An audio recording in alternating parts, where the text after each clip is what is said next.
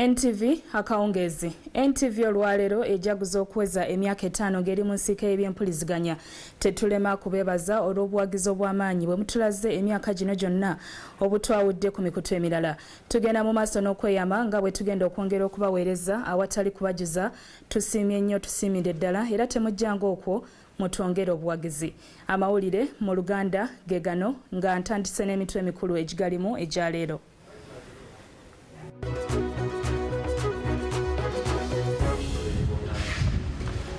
Musisi n'olwaleero talabiseeko mu lukiiko lwa KCCA, bakansala boogedde ebikankana ku bbalaza lwe basalawo eky'okumukolera. Waliwo abagala enkola y'omugendo ekomewo, baliko ekiwandiiko kye bakwanze Dr. Kigundu ow'ebyokulonda.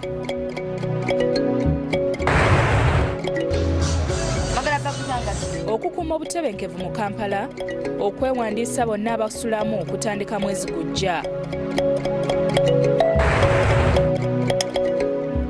Ne mu by'emizannyo, okwetegekera Ghana, ttiimu ya Hippos eyongedde okwenyweza.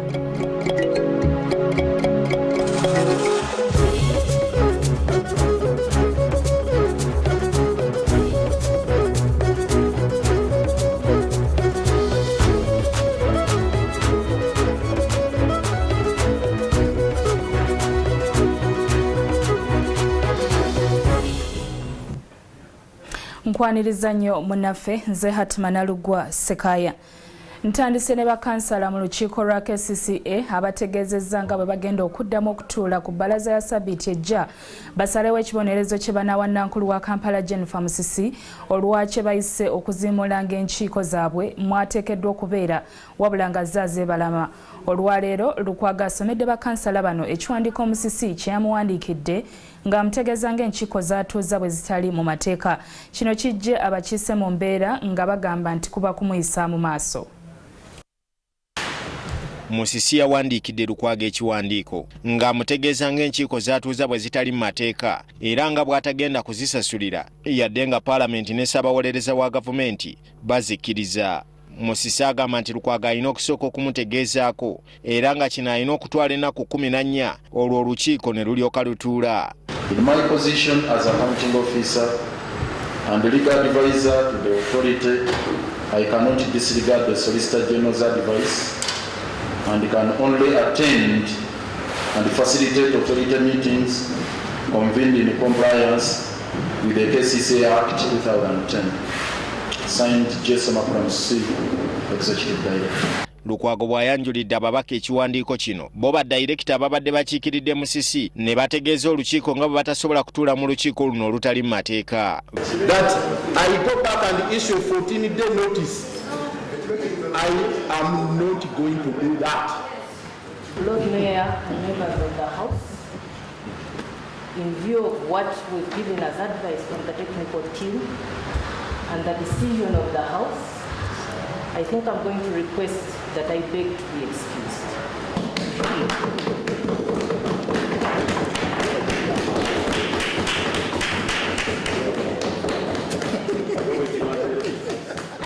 Bano bwe bamaze okufuluma ne kansala Bernard Lwiga naye n'ategeeza nga bw'atayinza kutyoboola kiragiro kino kubanga naye akiraba kituufu olukiiko luno teruli mu mateeka era naye n'afuluma.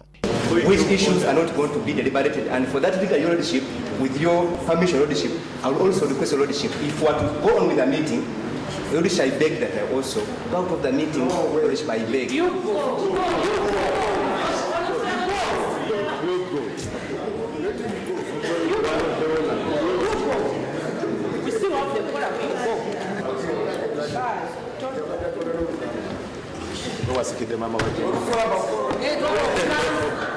Kino kyongedde okutabula olukiiko kubanga ababaka bakitutte nga bamala ebiseera okujjanga ne bayisa ebiteeso naye nga tebiteekebwa mu nkola. This is an institution of intelligent people. You cannot only just write to the directors. When the head of the institution, you don't know where your executive director has gone. This is very embarrassing. I'm surprised even to the office of executive director does not produce that the interpretation of office of attorney general. Naye batubanga tuteesa abantu ne bafuluma ndaba nga kyennyamiza. Lukwago asabye olukiiko okulowooza ku kibonerezo kye balina okuwa Musisi n'abamugoberera nga muno mwe mulina okumusindiikiriza. Olukiiko luyimiriziddwa okutuusa Ssabbiiti ejja. Wadde nga kkooti enkulu yawa Lukwago ne Musisi amagezi ensonga zaabwe okuzimalira mu lukiiko lwabwe, naye kino kirabika kigaanyi. Dini Lubowa Sava, NTV Akawungeezi. Ssentebe w'akakiiko k'ebyokulonda Engineer Badru Kigundu ategeezezza nga bw'aliko ekiwandiiko kyafunye okuva mu bantu mbu nga baagala ateekewo akalulu k'ekikungo eggwanga liddeyo mu nkola ey'omugendo. Bino Kigundu abitegeezezza ababaka ku kakiiko k'ebyamateeka gy'abadde olwaleero. Wadde enkola y'omugendo yavaawo mu mwaka gwa 2005 n'esikizibwa ebibiina ebingi, waliwo abavuddeyo ne bategeeza nga baagala enkola eno ekomewo. Akulira akakiiko k'ebyokulonda Dr. Badru Kigundu ategeezezza nga bafunye ebiwandiiko ku nsonga eno. Okusaba okuddayo ku movement system of government, system ya gavumenti gye twalimu ey'omugatte ey'omugendo. Kigundu era agamba nti waliwo n'abaagala ekkoma ku bisanja liddewo. Ebisanja bibeere bibiri, ye term limit. Mu ngeri yemu era ategeezezza nga bawala bamupeeka enkola ya federo nga gye baagala eggwanga litambulireko. Federal system of government, eggwanga lyonna. Kigundu abadde mu kakiiko ka Paalamenti akola ku by'amateeka agamba nti disitulikiti ezigenza zimalibwawo ng'obutiko nazo zikalubiriza nnyo emirimu gyabwe. Buli emu ebeezize mu doketi fe okuteekawo obukulembeze n'okuteekawo abakozi baffe mu disitulikiti eyo n'ebitambuza emirimu gyaffe tujja kwetaaga obukadde 67 mukamu. Kinajjukira nti Ssabbiiti ewedde minisita wa gavumenti z'ebitundu yavaayo n'asaba Paalamenti watondebwewo disitulikiti endala 23 kyokka nga kino kyatandise dda okwogeza abantu ebikankana.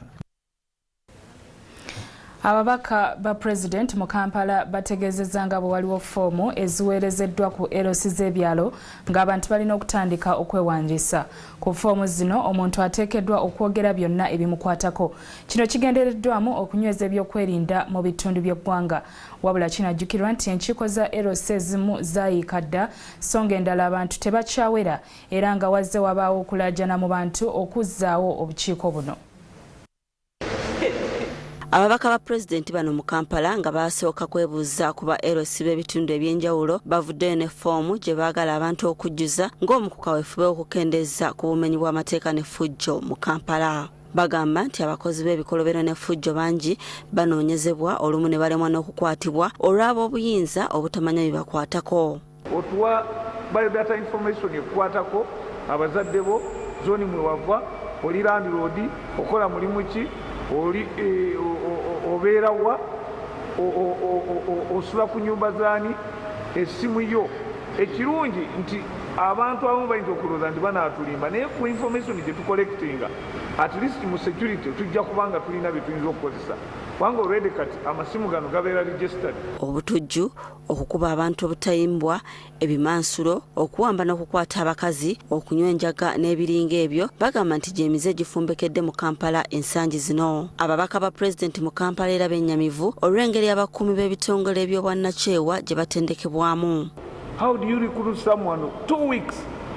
Omusajja akoze mugusawa mugumbere tumbo tembeya, then you give him a gun. Mbagenda kukuuma. This is the one who sleeps.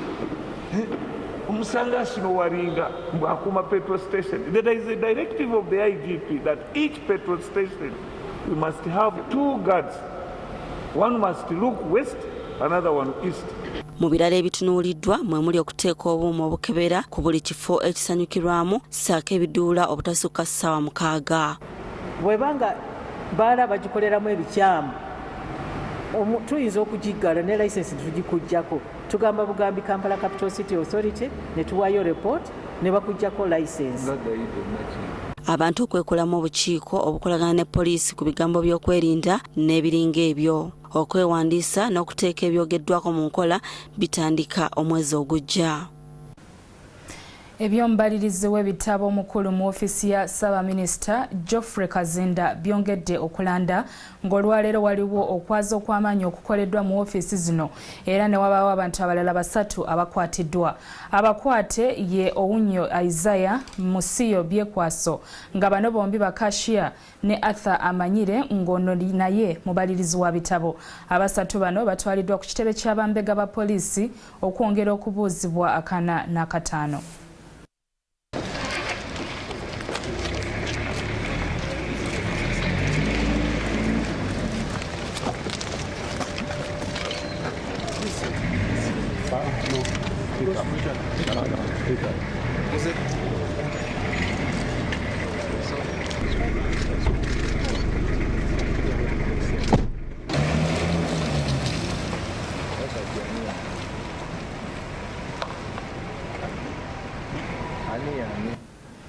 NTV Akawungeezi ekyagenda mu maaso. Tugenda kuwumulamu katono ddala ate oluvannyuma nkomewo n'ekitundu ekyokubiri tovaawo. Muyitiriza emisolo, ababaka ba Paalamenti baganye gavumenti okuteeka omusolo ku mazzi.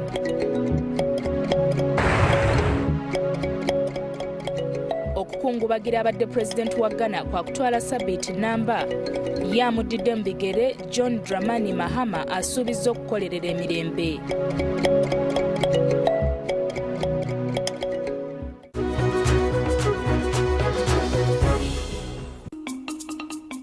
Olugero lwa leero lukutuusibwako all the confidence.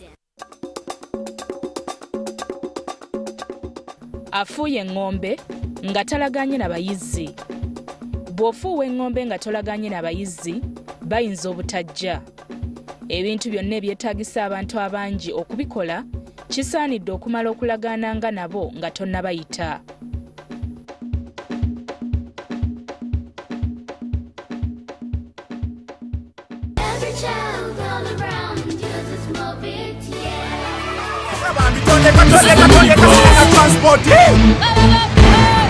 Ideally, we all have the right to express our opinions and views truthfully and openly. Ate leero tugenda Katongole Mbukasam.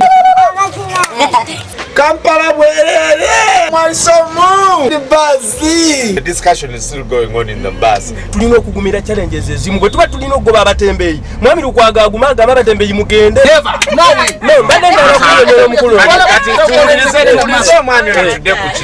mbadde ndala kunyonyola omwami yagambye nti meya Lukwago ye meya omutuufu. Gavumenti ekutte Lukwago emunyigira mu nsonda takyekyusa. Welcome back to Minibus Kyogereko. Singa omusajja abankwana nga njagala sifa ku kya ssente wabula nfa ku mbeera yeeyisa alimba ono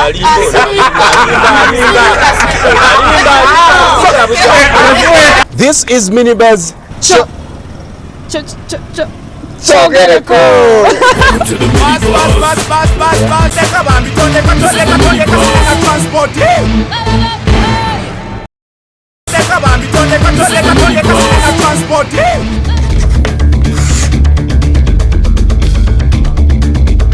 Fieldwork has been defined.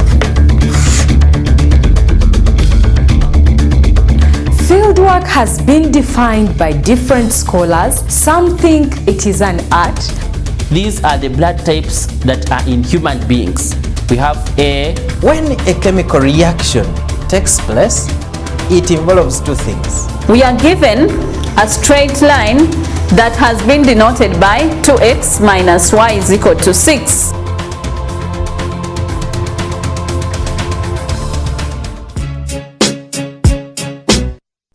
It's party time every day at 4:30 p.m. Feel the music. Try out your favorite dance strokes. Watch the latest music videos from artists around the world as you dance to the... It's party time every day at 4:30 p.m. Feel the music.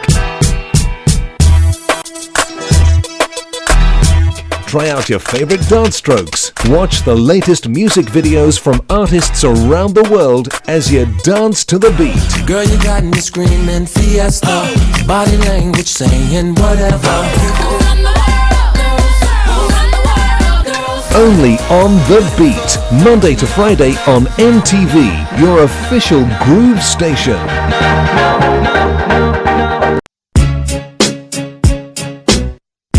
It's party time. Your Saturday afternoons just got better on NTV with Exposed.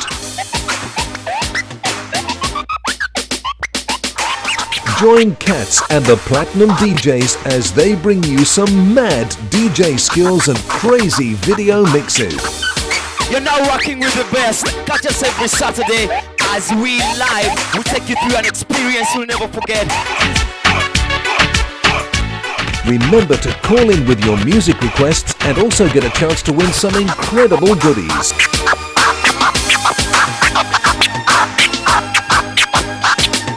That's every Saturday from 1:30 p.m. only on NTV, the station that digs your music. Saturday afternoons just got better. A message yali the last piece of a jambia yali muhadiwa yo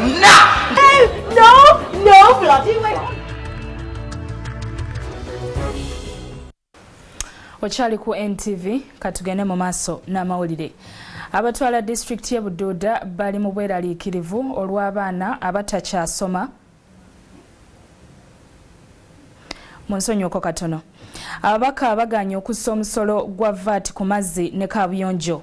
Ababaka ku kakiiko k'ebyensimbi abadde basisinkanye ekitongole ekisolooza emisolo ki Uganda Revenue Authority bategeezezza nti okussa omusolo ku mazzi ne kaabuyonjo kya bulabe nnyo eri omuntu wa bulijjo. Kino kidiridde gavumenti okuleeta ebbago mu Parliament ng'alikomyawo omusolo gwa VAT ku mazzi ne kaabuyonjo. Jingo Francis n'ebisingawo. Omusolo gwa VAT ku mazzi ag'emidumo gwali gwagibwawo n'ekigendererwa ekyokutuusa amazzi amayonjo ku muntu wa bulijjo. Ekitongole ekivunaanyizibwa ku misolo ekya URA kigamba nti eky'okuggyawo omusolo guno tekina kye kyakyusaamu kubanga bbeeyi y'amazzi teyakyukamu ate nga gavumenti yafiirwa omusolo gwa buwumbi 17 bwe yalina okufuna mu mazzi. Gavumenti bwe yaguteeka ku zero. Government yasasula aba supplying amazzi bilioni 17 ate omuwendo gw'amazzi ne gutaka wansi. Ne tugamba nti tuleme okukozesa taxation okureducing price of things ate the person supplying not reducing. Kitegeeza nti waliwo ekirala aba supplying amazzi kye balina okukola kulaba nti amazzi gakendera naye si musolo. Gavumenti ng'eyita mu nnongoosereza y'ebbago ly'omusolo gwa VAT ebadde eyagala kuzzaawo omusolo gw'amazzi naye ababaka bakigaanye. Naye ffe nga komiti tugamba bw'oteekako omusolo guno ebbeeyi y'amazzi ejja kweyongera, ebbeeyi ya toilets zino ejja kweyongera, ate ebbeeyi bw'egenda waggulu abantu baffe tebajja kufuna services. Gavumenti era yajjawo omusolo gwa VAT ku kaabuyonjo ezitambuzibwa oba ze batera okukozesa ku mikolo ne mu nkambi z'ababundabunda nabo babadde baagala guzzibwewo. People will go to the bush. Yes, this is what the minister is telling us. And if people go to the bush, the cost of health service delivery will triple. What is this nonsense, Honorable Minister? Yes. Your constituency in Kamwenge, Mr. Chairman, it is this type of toilet people use. It now will not be available. The cheapest eco toilet costs 1.4 million shillings. Yeah. Now, the minister wants to add VAT on this. Mr. Chair, I'm saying no. And I'll be honest to you. For once, I'll misbehave. Even if this is passed in the committee, I'll oppose it on the floor. And aba supplying services, si bantu ba bulijjo. Bantu abakola businesses ne bafuna sente, abantu abo bandisasudde omusolo. Abaka bagamba nti kifo ky'okussa emisolo ku kaabuyonjo n'amazzi omusolo ogwassiddwa ku zzaala ogw'ebitundu 2 ku buli 100 gwongezebwe kikendeeze ku budde abavubuka bwe bamala nga bakuba zzaala naddala nga bawokanira emipiira. Abaka bagamba nti akawumbi akamu gavumenti kebadde esuubira okufuna ku kaabuyonjo bakeesonyiwe bakanoonye walala so si ku kaabuyonjo. Jingo Francis, NTV Akawungeezi. Emirimu gyagootaanye mu kibuga ky'e Mubende ku stage y'oku highway abakungu okuva mu town council bwe bamenye emidaala n'obuyumba bw'abasuubuzi ababadde batundira ku mabbali g'oluguudo olwo. Ebintu by'abantu bingi byayonooneddwa nga n'ebimu byawambiddwa ne bitwalibwa ku kitebe kya town council e Mubende. Town clerk w'e Mubende Moses Sempa agamba nti ono y'omu ku kaweefube w'okuyonja ekibuga ekyo. Mu ttuntu ly'olunaku lwa jjo abasajja bano okuva mu tawuni kanso y'e Mubende bazinzeeko ekifo kino ne batandika okumenyaamenya buli kayumba akabadde kali ku mabbali g'oluguudo.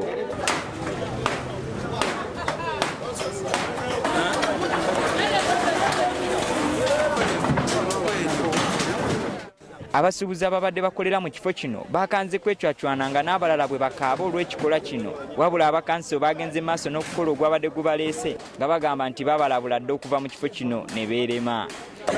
Esente nazewoze bwewozi koko yange nganye tambula kyokka ebintu byange sigiri yonna bagitutte koko yange nkoze rosi ya mitwalo 5 yonna weri wali etudde. Lwaki abalala tebabatemyeko nga ate nabo tebali ku ki? Balina kusalawo byonna bitenti tubadde mugundi twabagamba dda tugezaako okugula ekibuga era olwakyo tukoze tubadde tugezaho okuggyawo structures ezimu ezirabisa ekibuga obubi. Kyokka abasuubuzi bano olwalabye nga abakungu ba tawuni kanso babakubye amabega ne baddamu okutunda ebintu byabwe. Ebyambiddwa bitwaliddwa ku kitebe kya tawuni kanso e Mubende ate bo abasuubuzi baweze nga batagenda kuva mu kifo kino okuggyako nga babafunidde ekifo ekirungi we bateeka. Ebyo byabadde Mubende. Omukulembeze wa Ghana eyalondeddwa paalamenti y'eggwanga eryo okudda mu bigere bya Atta Mills eyafudde olunaku lw'eggulo, John Dramani Mahama asuubiza okukuuma eggwanga lino nga liri wamu okutuusa okulonda kwa bonna lwe kunaabaawo. Lw'oludda oluvuganya lusiimye engeri gavumenti gye yayanguye okuteekawo omukulembeze omulala awatabadde kusooka kwerumaaluma. I'm personally devastated. I've lost a father. I've lost a friend, I've lost a mentor and a senior comrade. Oludda olwabula gavumenti mu Ghana lutendereza engeri gavumenti yaayo gyekuttamu okukyusa obukulembeze mu bwangu ekiraga nti demokulasiya mu ggwanga lino amaze okunyikira. Atta Mills abadde pulezidenti wa Ghana yafudde olunaku lw'eggulo naye nga twayise ekiseera kinene ne balangirira John Dramani Mahama okumuddira mu bigere okutuusa lwe banategeka okulonda kwa bonna. Atta Mills yali ategese okwesimbawo ekisanja ekyokubiri mu kulonda okugenda okuba mu Desemba w'omwaka guno. Ye Mahama asuubiza okufuga Ghana nga tali mu kyekubiira era nga byagenda okusaako essira mwe muli okukolerera emirembe n'okwegatta. Abakulembeze b'amawanga omuli mukyala Johnson Sirleaf owa Liberia wamu ne Barack Obama wa America be bamu ku batendereza omugenzi Atta Mills olw'engeri gy'akulembedde mu Ghana. Atta Mills yaliko omumyuka wa Pulezidenti Jerry Rawlings eyafugira eggwanga lino wakati wa 1997 ne 2001. Yeesimbawo n'avuganya mu 2008 n'awangula Akufo-Addo. Ku mulembe gwe Ghana ebadde ekulaakulanye nnyo naddala mu byamafuta. Mu kiseera kino kati ate katutunuleko mu katale k'ensimbi tulabe nga siringi ya Uganda bw'ekoze okusinziira ku ssente ez'amawanga amalala. Akatale k'ensimbi kakutuusibwako URA, developing Uganda together.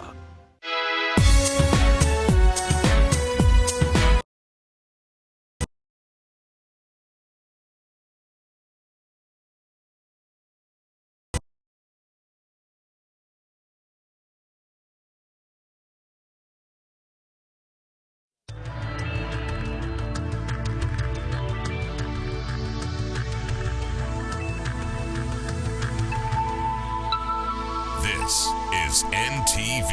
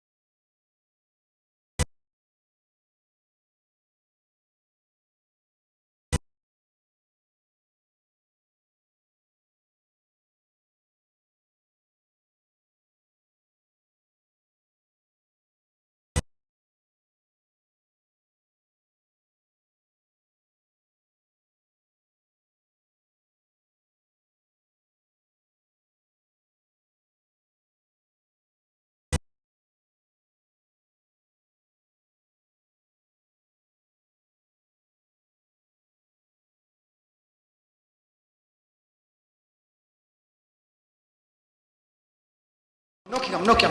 Emmese yali ku the last piece of a jambye yali muhadi wayo yonna. No, bloody way. NTV Akawungeezi n'amawulire agava mu nsiika y'ebyemizannyo. Ttiimu ya Uganda ento ey'omupiira Hippos ewangudde omupiira gwayo ogwokubiri ogw'omukwano ogw'omuddiringanwa mu kaweefube waayo gweriko ow'okwetegekera omupiira gwa Ghana ku Lwomukaaga luno.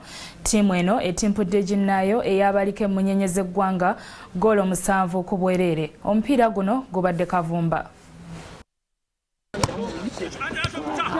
Hippos eyongedde abawagizi ba Yesuubi nti ejja kusobola okumega satellites ey'e Ghana mu mpaka z'okusunsulamu anaagende Nigeria mu mpaka z'abavubuka.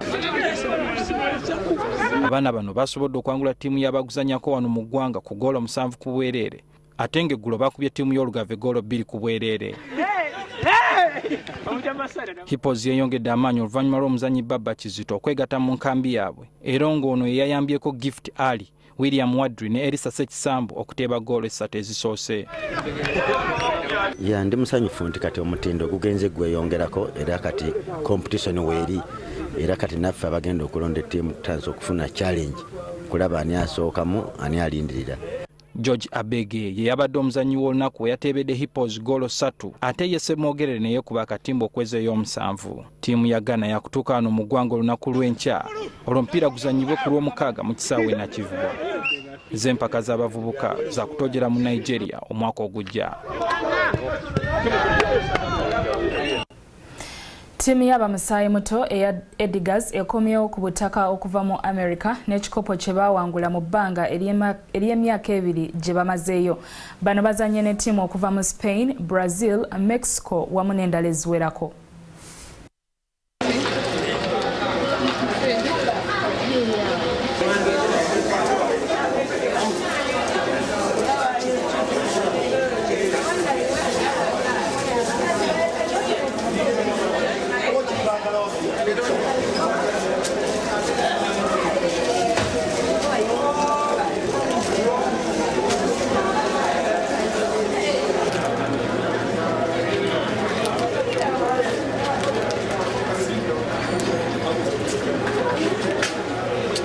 Kituwadde okulaba nti amawanga gano gasamba gatya omupiira kubanga ebiseera ebisinga tugatunuulidde abaana abatenge gye basambamu nga ne ttiimu zaabwe enkulu we zisamba ffe kyatuwadde obuzibu naye amagezi ge tufunyeko nabo tuwogeddeko n'abatendesi abo engeri gye bakolamu culture yaabwe ey'omupiira ne style of play.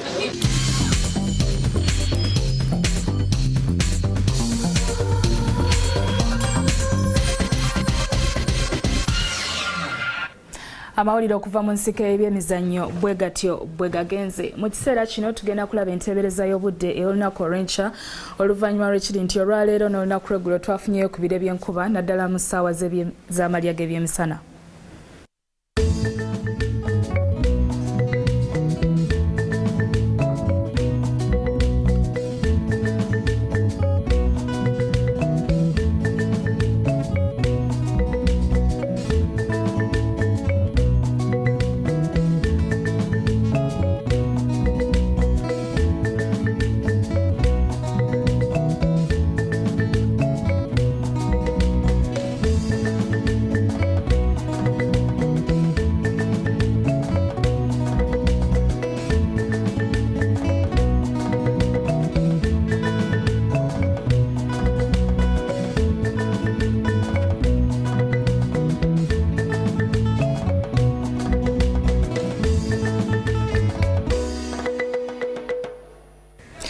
NTV Akawungeezi olwaleero bwetyo bwegenze. Webale nnyo webalire ddala okuba ng'obadde naffe mu bbanga ery'emyaka 5 lye tujaguza olunaku olwaleero. Yongera obuwagizi tojjanga okwotusiima bwongerwa.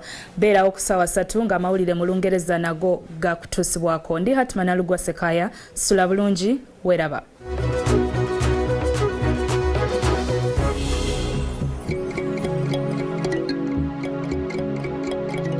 Your Saturday afternoons just got better on NTV with Exposed. Join Cats and the Platinum DJs as they bring you some mad DJ skills and crazy video mixes. You're now rocking with the best. Catch us every Saturday as we live. We take you through an experience you'll never forget. Remember to call in with your music requests and also get a chance to win some incredible goodies.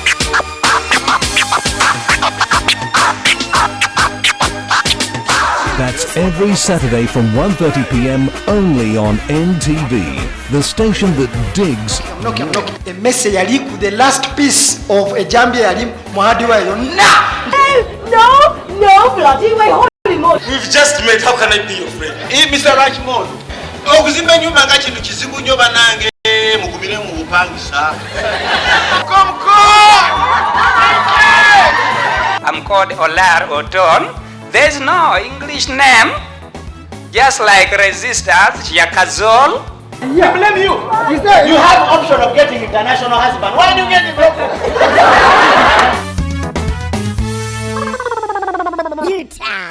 Kwebe embeera y'abasajja bano essuubi nga lyakuggwamu maama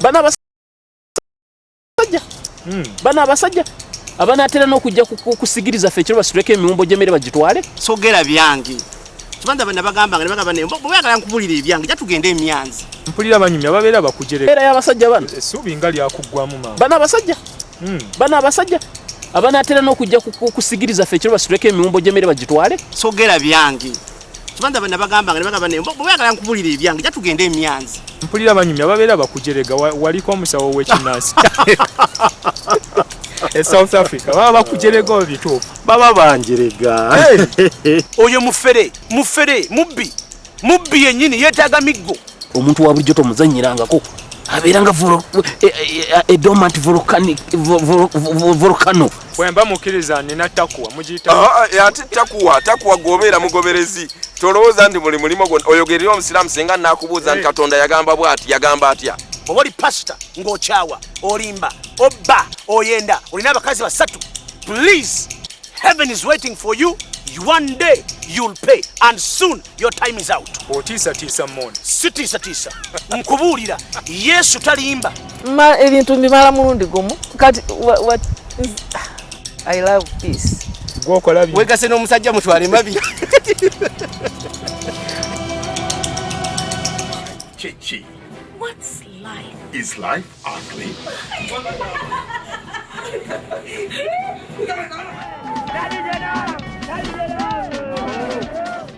Is it spiritual? Isn't it loved?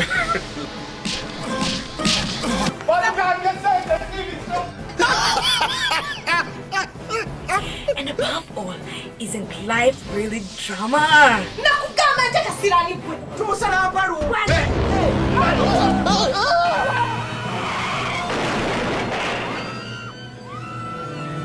Find out what life is and what it can be every Thursday at 11 p.m.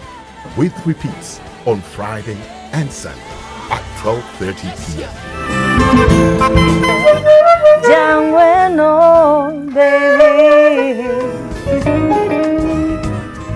To be honest, it's one of the most scary genres of music for me.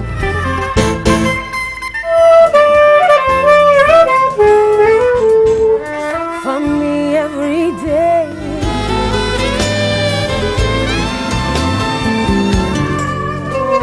Irifemasi nisu tadi magero.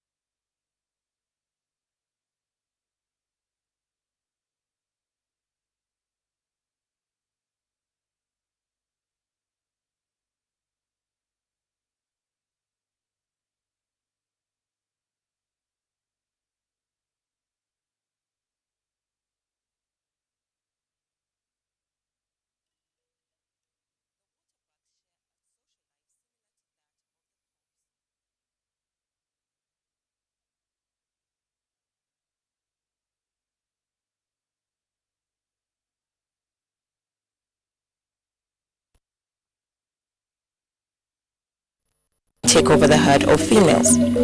This is part of their training process, and they will choose a partner according to their horns, which must be the same size. These wrestling matches are preparing them for a major territorial fight with a dominant male in order to take over a leg in the traditional breeding grounds. Waterbucks will give birth to a single calf after a 7 to 8 month gestation period. Waterbucks have a lifespan of 18 years.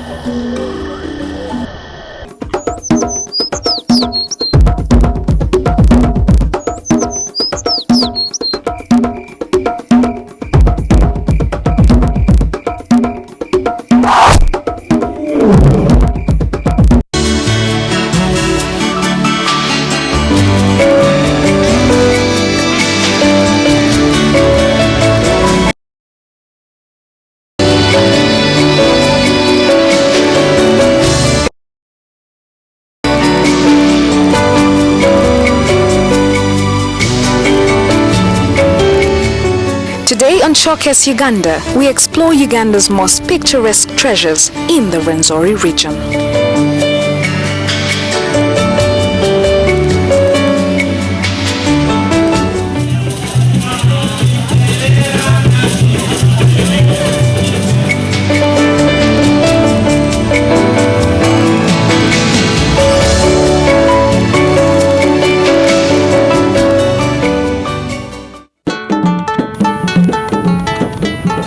The gorgeous Ruwenzori region is located in the west of Uganda and is admittedly called the pearl within a pearl.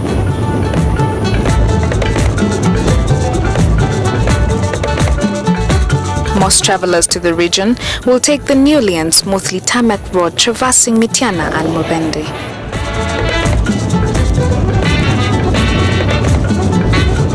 Both private and public means of transport are readily available, as there are frequent matatus and buses to and from Kabarole district, which is the central district for the region.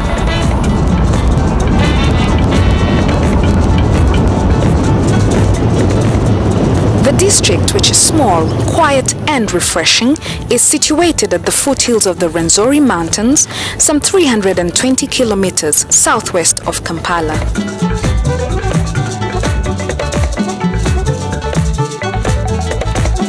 Kabarole has a total area of 1,844.25 square kilometers, of which 137,802 hectares is covered by forest and borders the districts of Bundibugyo in the west and north, Kasese and Kamwenge in the south, and Kinjojo in the east. To supplement its picturesque scenery, Kabarole enjoys an excellent climate, almost temperate, with moderate sunshine and heavy rainfalls during the rainy seasons. The rains are from March to May and from September to November.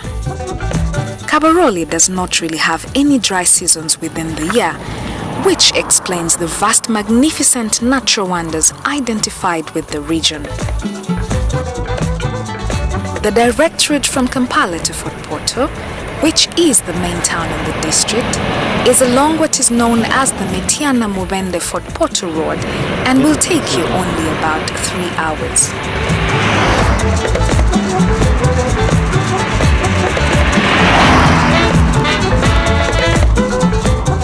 The journey is punctuated by breathtaking views of the several green valleys and rocks, beautifully bathed in glorious sunshine.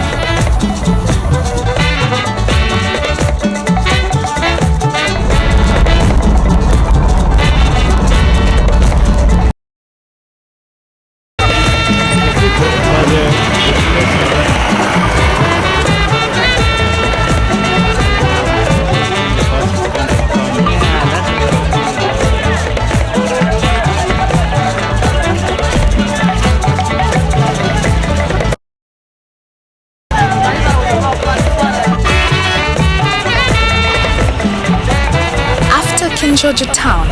It's a 49-kilometer drive along a scenic stretch of road that passes through some magnificent forested areas and later impressive tea plantations as you head to Fort Portal town.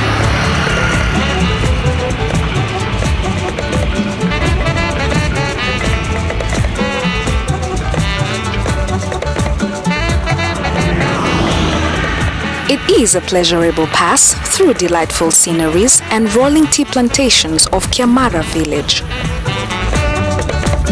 Tea is one of the country's major agriculture exports, and this district is among the few in Uganda which grow high-quality tea. The land is very fertile, and the Ruwenzori ranges, which can be accessed from the district, provide a favorable atmosphere for farming. Large tracts of land, which were previously underbush and were dens for thieves and other wrongdoers, now cleared, have been planted with tea. This has proven to be a means of fighting poverty in the rural areas, as many locals have been employed in the tea plantations. It is delightful to behold the tea pickers harvesting the crop on lush plantations.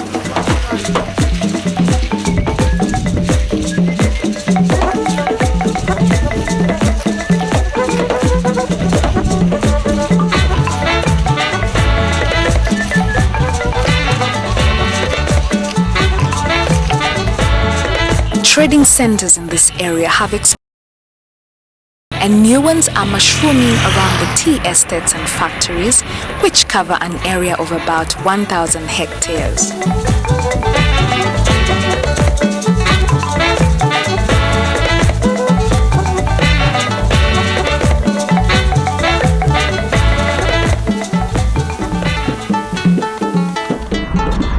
We finally arrive in Fort Portal and make our way to one of the region's historically acclaimed Mountains of the Moon Hotel.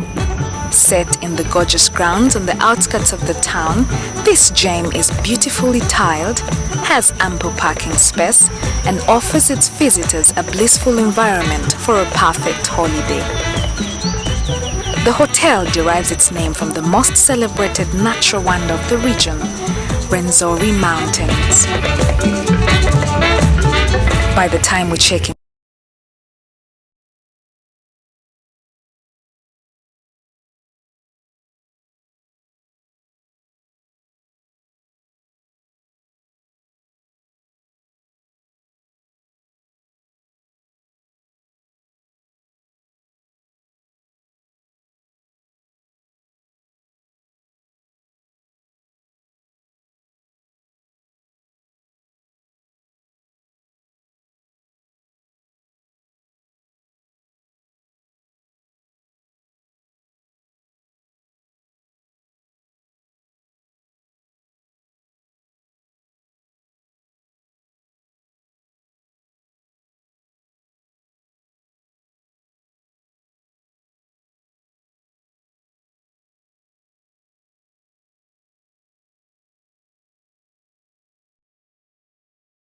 name suggests, corporate companies get together for fun and games, a leisurely way to find out what business opportunities are open for them in a relaxed out-of-office atmosphere.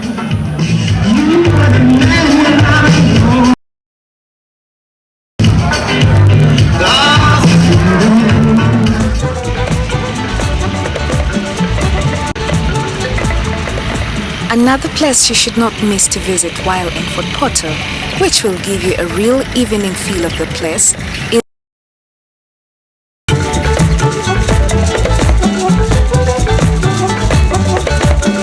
here. You can actually chill out and unwind. It is located in the center of Fort Portal town along Fort Portal Kasese Road. Inn is a lovely hotel, set in beautiful grounds with modern fittings. It is renowned for its delicious steaks and chips. The service here is quick and friendly. Around town to stay. These include Ruwenzori View Guest House, Fort Motel, Rujuna Guest House, Toro Resort, Riviera Inn, Wooden Hotel, and Cornerstone Hotel, among others. while delighting in the breathtaking views of Fort Portal town atop this hotel, experience the fresh and natural winds that keep blowing in from the Ruwenzori mountains. The accommodation in this area is up to standard and fits all pocket sizes. Here in Fort Portal, there is something for everyone.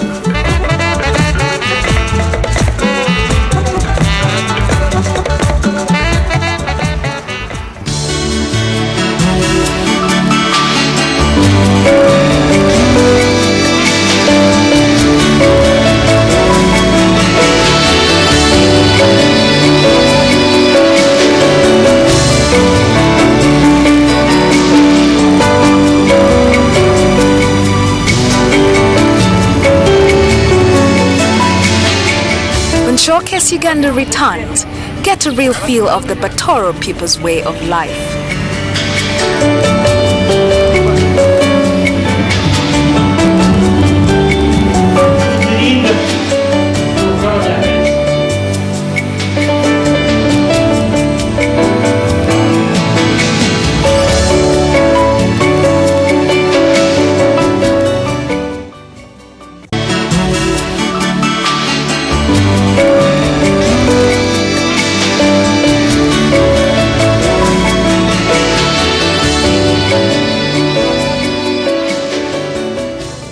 The main town of Kabarole district is Fort Portal.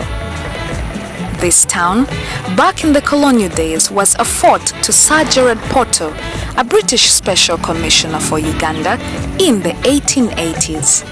As you cruise into town, the first thing to catch your eye is the sculpture of Sir Gerard Portal.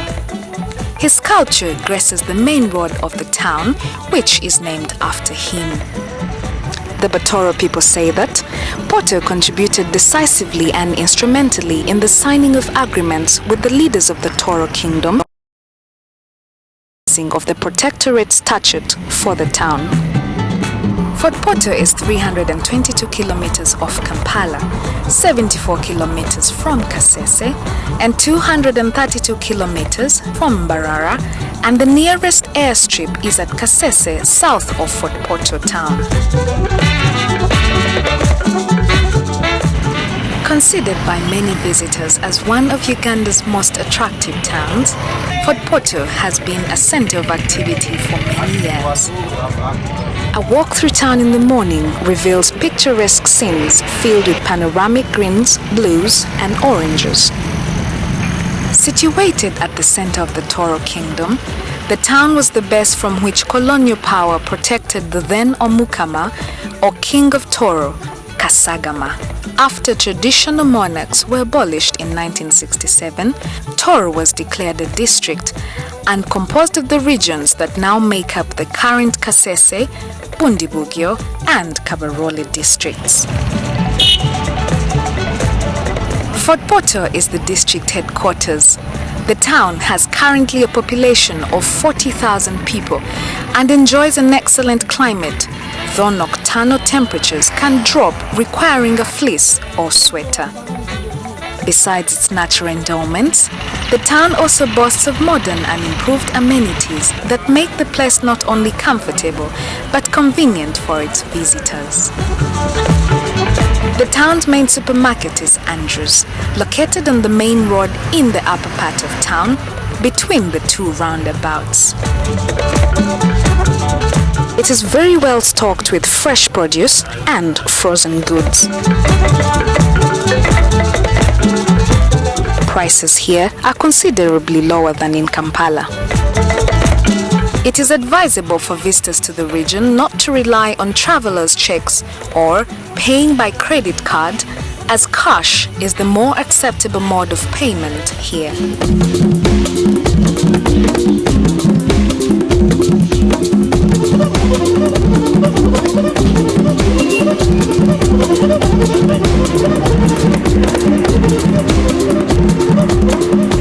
There is a foreign exchange bureau right opposite the Shell station for those who have to exchange foreign currency. The residents of Fort Portal town are mainly of the Toro ethnicity, but the district has a diverse ethnic background with rich cultures.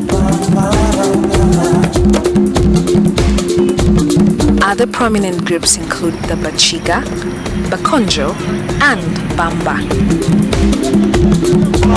The district is multilingual, and the prominent languages spoken here include Rutoro, Ruchiga, and Runyankore. The Batoro tribe belongs to more than 80 different clans, and the Toro society is known for careful, passionate hospitality and their natural touch of culture.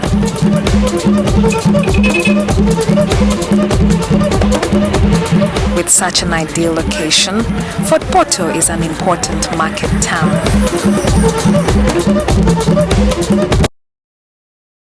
A dual carriage affair is not only the widest, but also the liveliest. It will take you to Mpanga Market, which is a beehive of activity. The market is extremely busy in the mornings. Rural farmers and traders mingle with the local urbanities to haggle over the price of abundant tropical fruits and vegetables. Agriculture is the heart of the district's economy, and it grows both food crops and cash crops.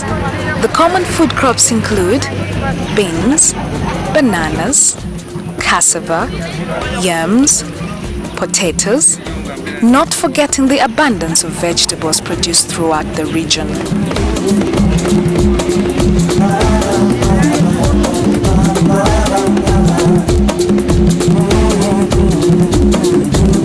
With views of the Ruwenzoris and a pleasant temperate climate, visitors to Fort Portal should not only visit the town, but the surrounding district as well. In these surrounding areas you will find Semiliki National Park, Semiliki Game Reserve, and the attraction of several outstanding community tourist projects surrounding the crater lakes of Kabarole district. So when you come to Kabarole, just be ready to indulge yourself with several days of fun and adventure as you explore the region.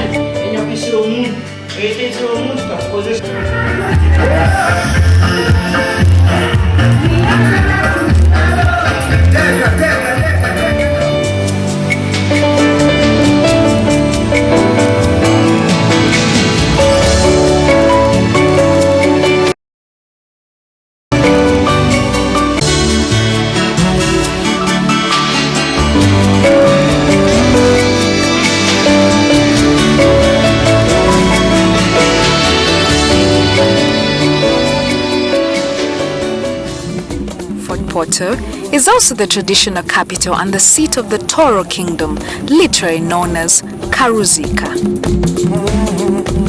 Fort Porto's highest hill is the actual site of the kingdom and the physical location of the palace, Karuzika. It was built in the 1960s for the then Omukama, Rukidi, the third son of Kasagama, but was looted during the reign of former President Idi Amin in 1979. In 2002, the Libyan leader Colonel Muammar al-Gaddafi renovated the Karuzika to the now magnificent new look, regaining its original stature.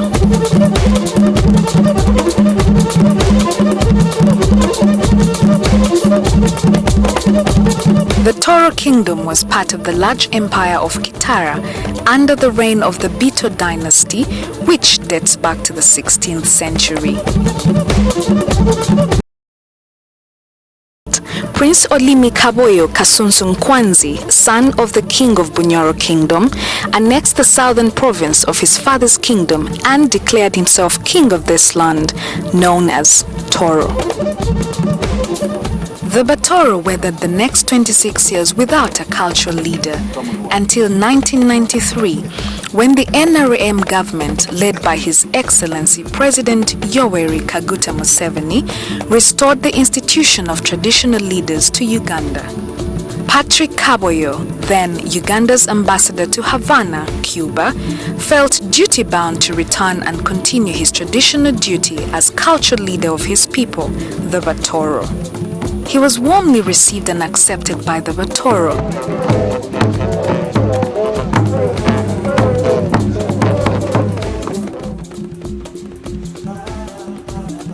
In 1995, the sky came tumbling down again on the Batoro with the untimely death of King Patrick Kaboyo Olimi VII. There are many what to say which indicate that the king has passed away. I can't use the word, the modern word in English has died. The king just passes away. It goes to eternity. And we say the king is dead, long live the king. Because his kingship has been here, or monarchy, since time immemorial, as I told you. And our monarchy is of divine origin. The king is the temporal as well as spiritual leader of his people. Located 5 kilometers from Fort Portal town on the Fort Portal Kasese Road is Karambi Royal Tombs. This is the traditional burial ground of the Toro Kingdom. To date, the kings Kyebambe Kasagama and King Kaboyo are buried in these tombs, and there are a lot of artifacts and unsurpassed Toro history and culture to be learned at this site.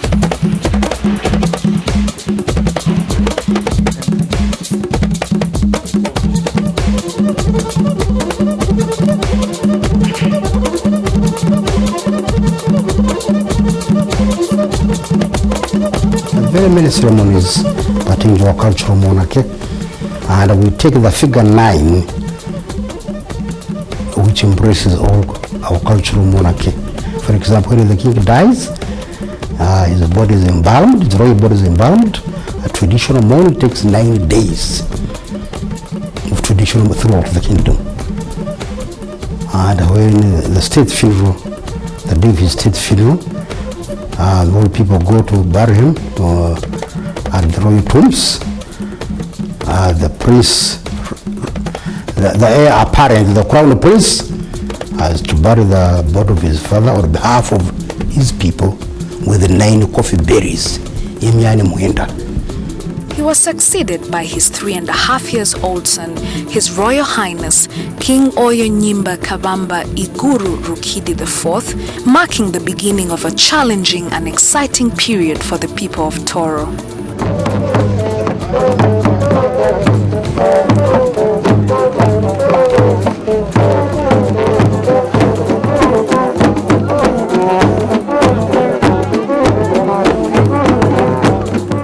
At the tender age of 3.5 years, King Oyo earned a place in the Guinness Book of World Records as the youngest reigning monarch.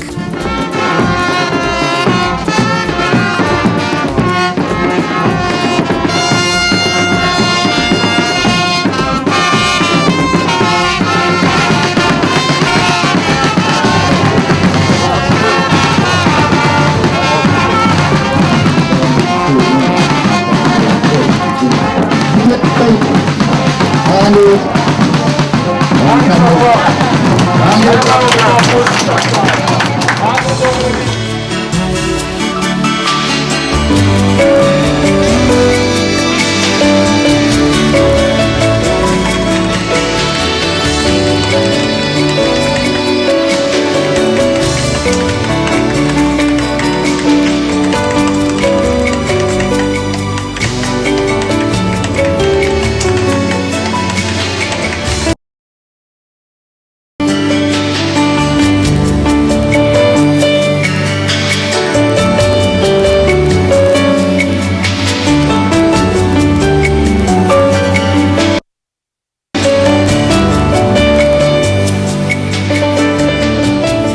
Next week on Showcase Uganda, we explore the natural wonders within the Ruwenzori region.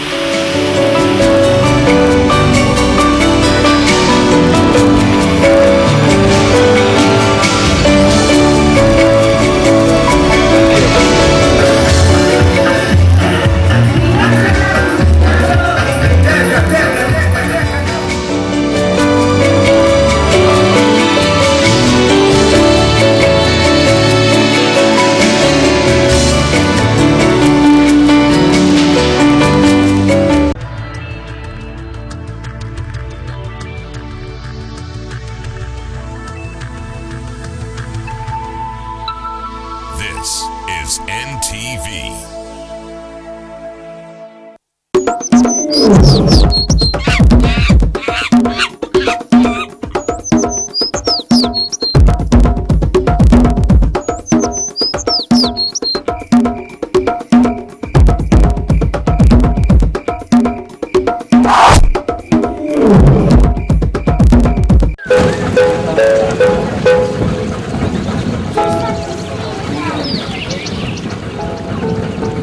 With a body weight of up to 2 tons, the hippopotamus rivals the white rhinoceros as the second largest living land animal. It averages 3.5 meters long and 1.5 meters tall at the shoulder. Its name means river horse and it's semi-aquatic, inhabiting rivers and lakes in the grassland portions of sub-Saharan Africa. The hippopotamus is recognizable for its enormous barrel-shaped hairless body, big broad head and stubby legs. Even though it's a bulky animal, a hippo runs almost as fast as a human at 30 miles per hour. It's brownish gray on top with a light pink color underneath.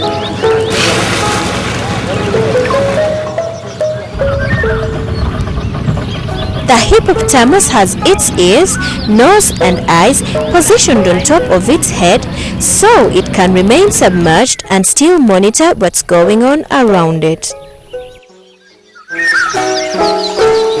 A hippo spends most of its day lazing in the water with its top exposed and occasionally basking on a sandbar. When it submerges, it closes its nostrils and ears so water won't get in. It emerges every 4 to 6 minutes to breathe. The process of surfacing and breathing is automatic, and even a hippo sleeping underwater will rise and breathe without waking. Hippopotami live in herds with the largest pods of up to 100 animals, with one dominant male presiding over a stretch of the river.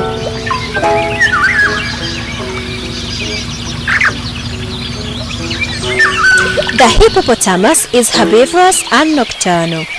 It comes out of the water at night to graze and can eat up to 68 kilograms of vegetation in one night.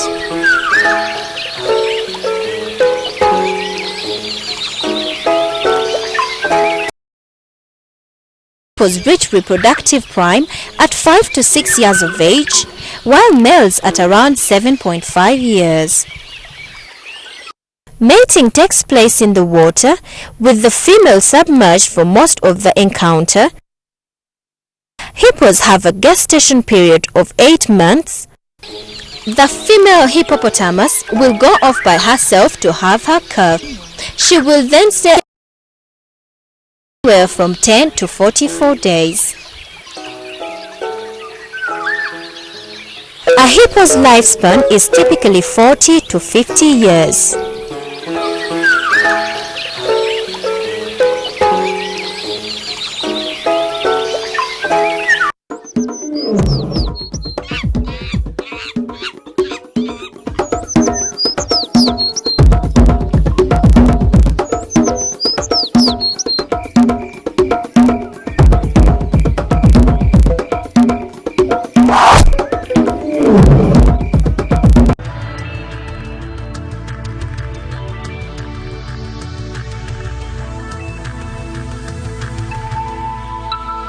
This is is NTV.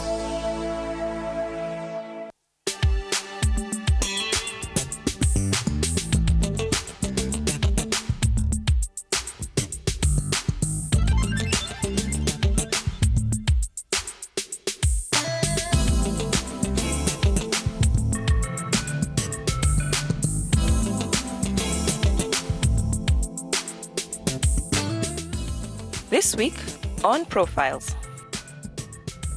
You must love what you do. If you don't have the passion for it, if you don't have the fire for it, if it is not something that you look to doing every morning you wake up from bed, please don't do it. Proceeds to select the career he or she has chosen to pursue at a higher institution of learning, many would be compelled to choose the traditional lucrative professions like medicine and law. But as the Ugandan society has evolved, there has been a general acceptance of careers like journalism, which is now highly respected.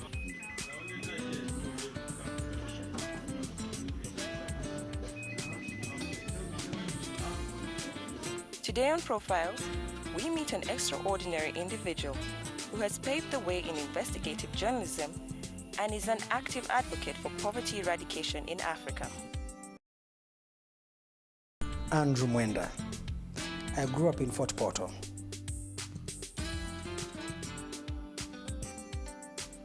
I was born to Mr. and Mrs. Philip and Constance Mahangazima. My father was a civil servant, my mother a businesswoman. And we are 13 of us, so we can field an entire soccer team and still have 2 in reserve. I grew up in a home where we had a very large library, like the one you're going to see there.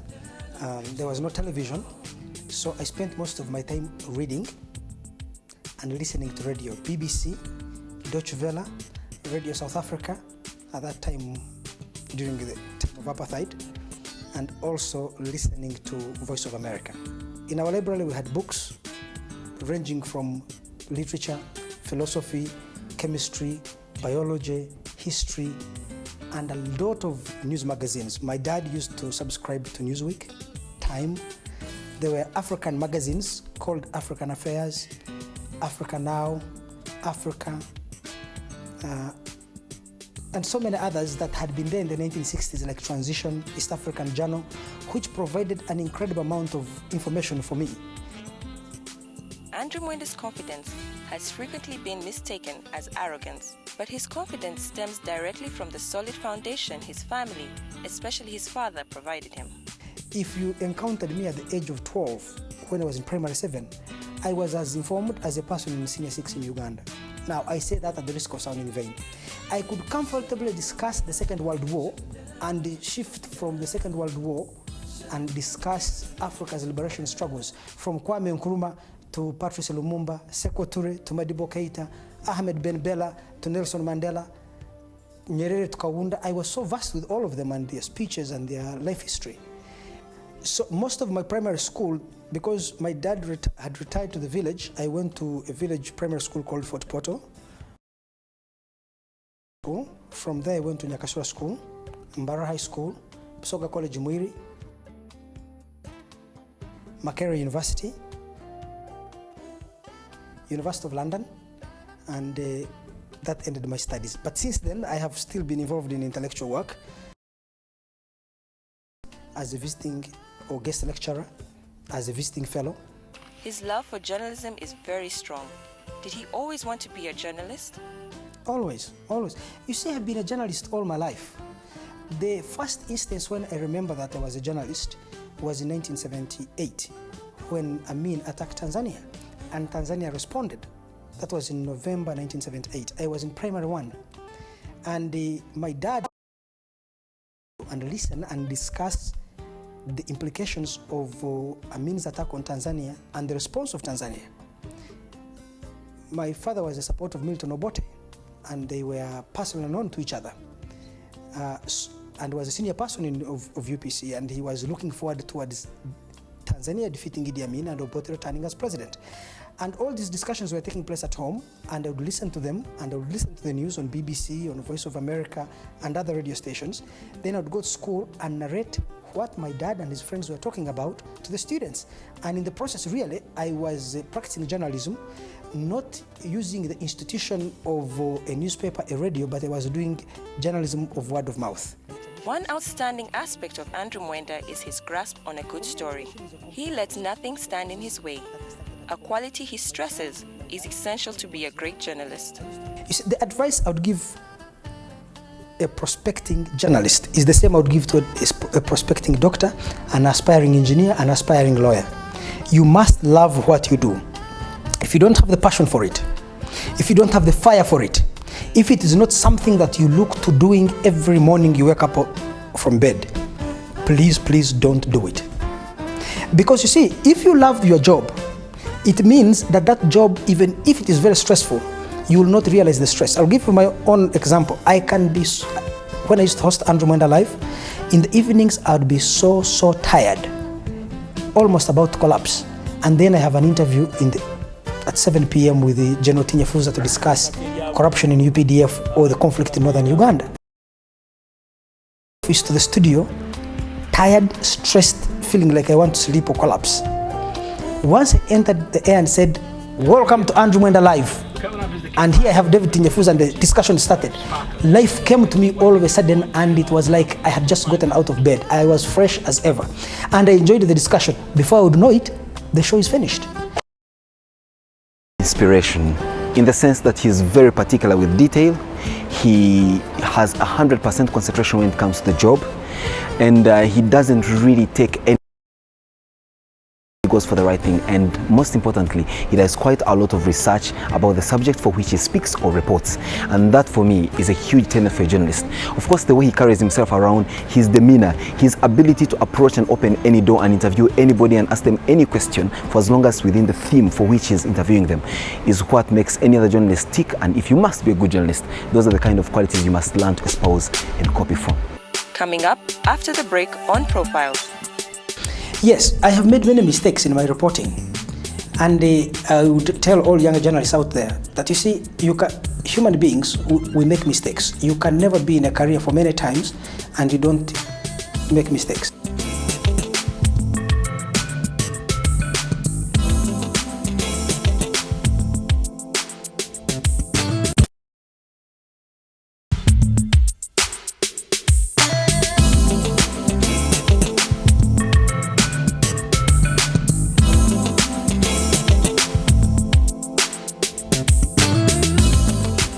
Andrew Mwenda is a good old-fashioned success story in the making.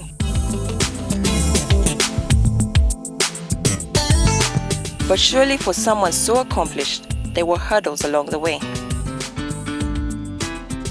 Yes, I have made many mistakes in my reporting, and I would tell all younger journalists out there that, you see, human beings, we make mistakes. You can never be in a career for many times and you don't make mistakes. You see, with things like that also comes responsibility, because now I feel a very enormous is wrong English. I feel an enormous amount of pressure to ensure that what I write is not only truthful, but that it is also accurate, it is fair, it is balanced, and it is complete. In 2005, he was among the 16 senior journalists invited by the British government to meet former Prime Minister Tony Blair to discuss the report of the Commission for Africa. Andrew was thrilled to be part of what seemed to be a step to improve on Africa's debt and poverty. Excitement was soon to turn to disappointment as Andrew wrote, "They came up with the same old mantras, doubling aid, cancelling debt, and reducing trade tariffs and subsidies." This is what I think, that aid works in very extraordinary and rare circumstances that are very difficult to recreate. For it to work, it requires the right interaction between structure and agency. When I talk of structure, I mean the social, political, and economic conditions obtaining in a country. And when I talk of agency, I mean political organizations, governments, the state, power, politicians involved. And it is very rare to find the right combination of structure and agency.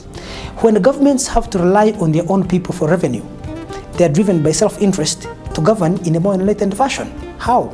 They listen to their own citizens about what policies and institutions are necessary to increase their people's productivity so that the governments can generate more revenue from there. The problem with Africa is that the productive margin in the search for revenue does not lie in the domestic economy. It lies with international donors. Bill Bernbach, a legendary media figure, said, "All of us who professionally use the mass media are the shapers of society. We can vulgarize that society, we can brutalize it, or we can lift it onto a higher level. The responsibility of a journalist to his audience is great. Only those prepared to go the distance should step up for duty, especially in Africa." The problem with Western media is a problem that actually concerns media generally. You see, in their coverage of Africa, they tend to focus on natural disasters and political disasters, civil war, famine, conflict, and therefore appeal to the sympathy of people in the Western world who respond with charity. They do not cover the most important things in Africa, the business opportunities available in these countries. Last year, the African stock exchange market was the most profitable in the whole world. The real estate market in Uganda is possibly among the most profitable in the whole world. You buy a piece of land today, you can make 100% profit next year, 12 months later. That's unprecedented. What Africa needs is not this nonsense called poverty reduction. If you look at historically at all economies that have grown, and I can tell you I've been studying economic history, and have been doing part of this study in collaboration with one of the greatest economists in the world, Professor Douglas North at Stanford University, who won a Nobel Prize in economics. One of the things you note about economic history, all the countries that have reduced poverty sustained growth over generations. So what Africa needs is not a strategy for poverty reduction. That's nonsensical. What Africa needs is to sustain economic growth over a long period of time. One can see that Mwenda's drive to perfection in his work is an admirable trait. Possibly, yes. You see, I am very forthright. I am very frank, sometimes to the point of hurting so many people along the way. And I'm very abrasive, quite aggressive also. But I also work hard. You see, if I'm working on something, I want to be an expert on it. At a personal level, Andrew has a very erratic temper, but for the right reasons, in that if you don't do what he expects you to do, he definitely will breathe fire down your neck. But when he talks to you, his advice is really great and he takes you places. Many journalists make a mistake of thinking that you can achieve great success in journalism by just being a journalist. To be a journalist is a responsibility that requires you to find facts. I should tell you that I may be much more responsible even in Uganda, precisely because what I write fact. And on that fact, I add analysis. So I do not present uninformed opinions. One of the biggest weaknesses in the media in Uganda, when I read newspapers and I listen to radio talk shows, there's too much uninformed opinion. And uninformed opinion cannot be a basis for a democratic order. You know, some of the best shows I have hosted, Milton Obote. You know, Milton Obote made good radio. When I hosted Besije and Mayombo, then one time Besije and Tinyafuza, another time Tinyafuza and the cabinet secretary of Rwanda at the time, called Teogene Rudasingwa. Those were excellent shows. Or Tinyafuza and Olaro Tunu. You know, those are my favorite radio personalities, yes.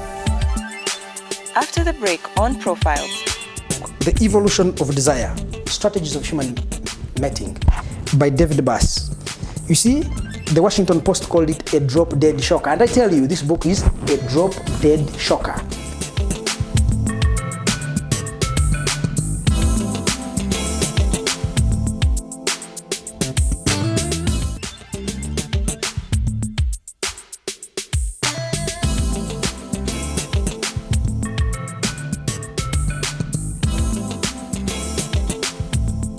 So, here, I'm going to show you my heroes. You see the way these guys are set here? They are set according to my order of priority. The nearest person to the eye is Nkrumah. I think that Nkrumah is the leader, possibly the greatest African ever to have lived, because Nkrumah thought as an African. He never thought as a Ghanaian. And he looked at Ghana as his constituency, but Africa as his country. He understood that Africans share a common history and therefore have a common destiny. And during that time, he made an important statement that has an imprint on my mind. He said, "We prefer self-government with danger to tranquility in servitude."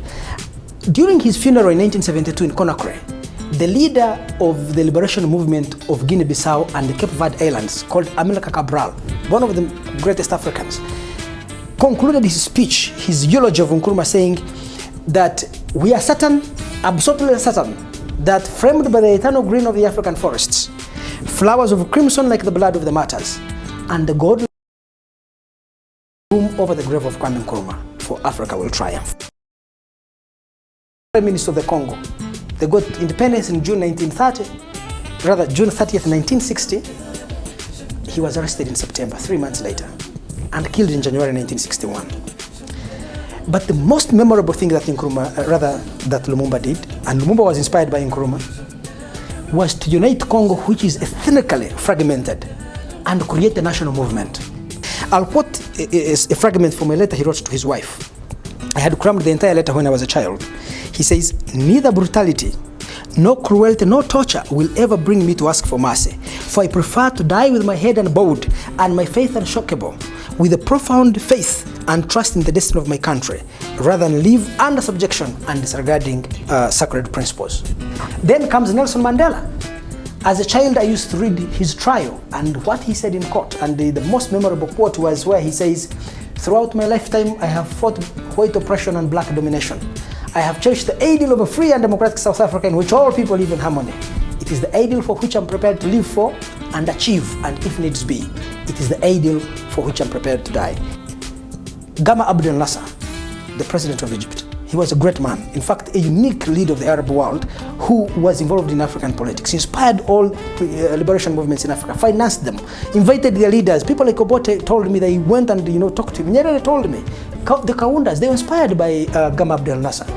The other one is Ahmed Ben Bella, because Ahmed Ben Bella had emerged as the leader of the FLN, the Front for National Liberation in Algeria, and supported liberation movements. Mandela went and trained in Algeria when Ben Bella was president of Algeria.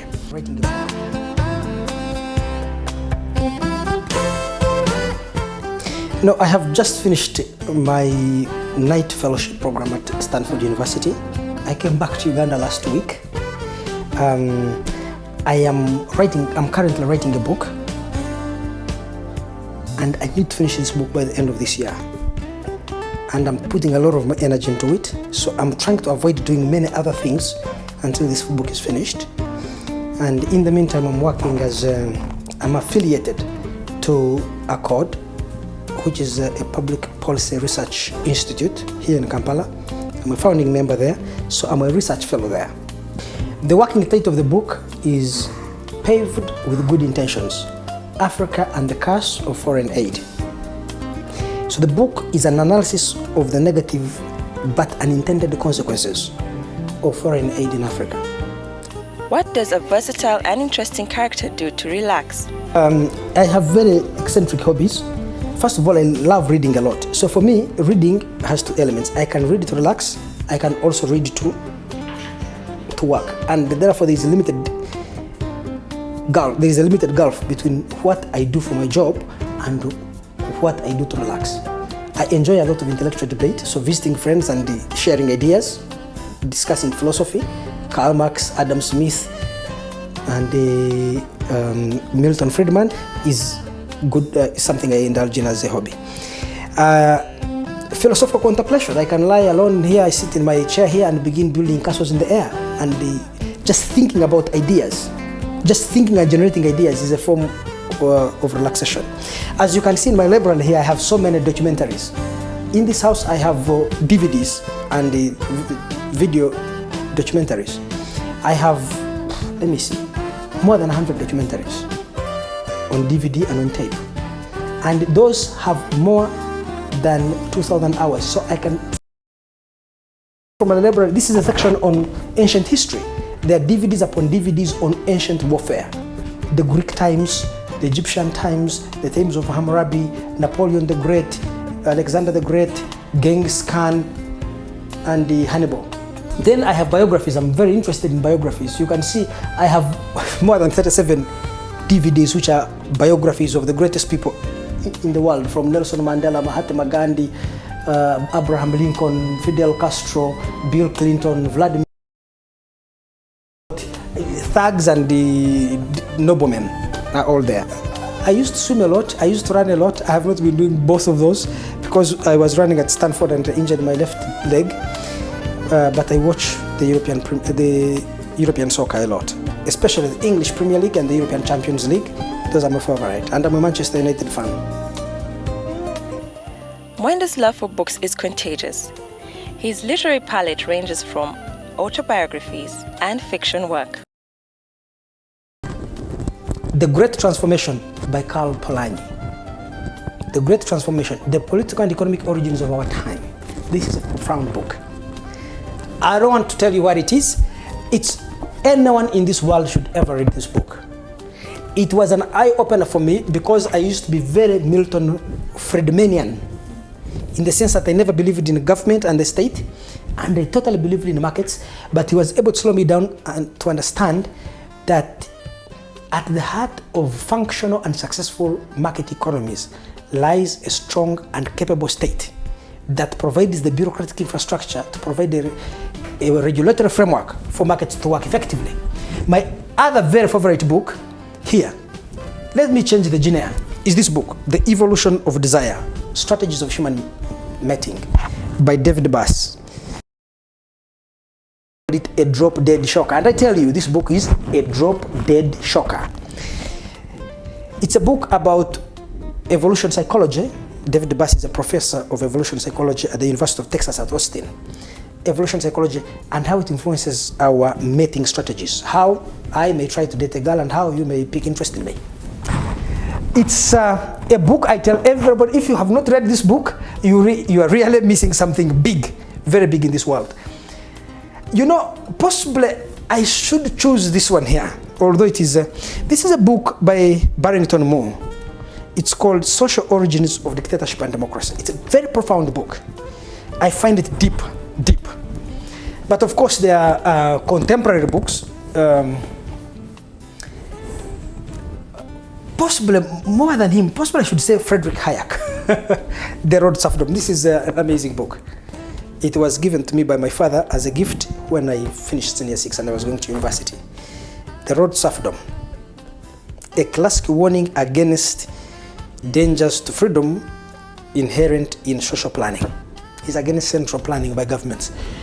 So these are some of the very classic texts about economic and social organization. But I have so many books that I love. You see, this section here is a section of my very favorite books. If you look at this side, I have a section on Uganda. And this section on Uganda, I have more than 20 books whose title is Idi Amin. I know some of these books have never entered Uganda, and possibly they're only me who was them in Uganda. This is at the risk of me sounding vain. Idi Amin alone. I have books on Milton Obote, so many, about 10 of them. Then I have books on science. One of my most favorite person in this world is Albert Einstein. You can see I have his biography. I have about 4 biographies of Albert Einstein, and I love this book here. E equals MC squared. A biography of the world's most famous equation. From this equation was developed a nuclear bomb or an atomic bomb. And Albert Einstein greatly influenced both the economic and the political fortunes of this world through his scientific ideas, especially through E equals MC squared. By the way, this is a small display of the books I have. You see, under all these cabins are books, and I have books that I have no space I can put in here because I have books that can fill more than 2 or 3 shelves, but I have nowhere to put them. I live in a small house. So next time when I get money and I build a big house, I will build a big library in my house. And I have an ambition that by the time I am 50, I should have more than 50,000 books. Or possibly people who I respect so much, and I felt they gave me, I will tell you, the guys I worked with at Monta, Charles Onyangobo, Wafula Ogutu, Kevin Aliro, David Ouma, Jimmy Serugo. To be honest with you, possibly because of the narrow way in which I worked with them, I think they're the greatest Ugandans you could ever meet. A respected journalist and a budding author, one would expect Mwenda's legacy to be something out of the ordinary. If I died when I have had a very happy and successful marriage with wonderful children, that's satisfaction for me, first. Second, if I died when I have authored books and generated ideas that can influence mankind and help mankind improve its being on this planet, but also shape ideas and create knowledge that can be debated and discussed in universities, in classrooms, everywhere across the world. So even in journalism, yes, to be remembered as having contributed to a body of knowledge and ideas that influences mankind for the better good.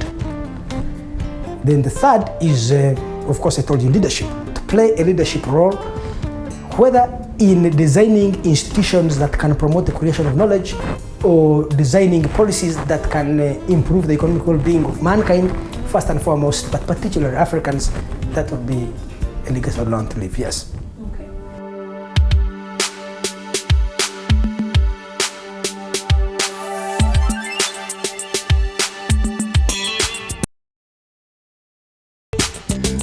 Thank you for watching. Join us next week on Profiles.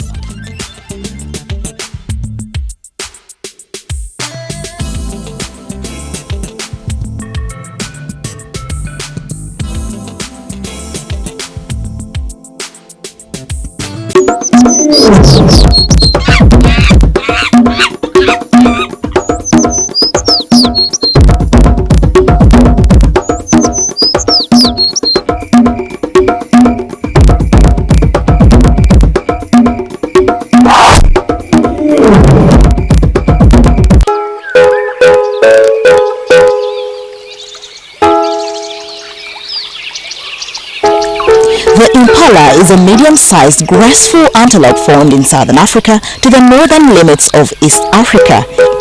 In Uganda, they can only be found in Lake Mburo National Park. With its reddish-brown body, the impala is very similar to the kob, but are differentiated by the black strip which runs along the middle of the lower back to the tail. Their slender lioness-shaped horns are found only in males. The impala weighs up to 80 kilograms with a shoulder height of 75 to 95 centimeters or 2.5 to 3.5 feet. Unlike other antelopes, impalas have large brush-like tufts of long coarse black hair that cover a scent gland located just above the heel on each hind leg. Its remarkable leaps are the most well-known feature of the impala's movement. Impalas inhabit grassland and woodland edges, usually very close by water. They feed on young shoots during the wet season and herbs and shrubs during the dry season and drink daily. The male impala are very territorial animals and fiercely guard their territory from challenging males through horn duels. They stand with erect posture, grab scent from face glands and make dung heaps to mark their territory. The females form herds of up to 50 or more and wander in and out of the male territories. If they start to leave the territory, the male tries to herd them back into the center. Bachelor males are allowed to remain in the male territories by the dominant male only if they ignore the females. But occasionally you will catch sight of one male impala which keeps close to the female herd and waits for an opportunity when the dominant male is preoccupied to mate with any of the females. The female impala reaches sexual maturity at 1 year and the male at 1.5. Gestation period is 6 to 7 months.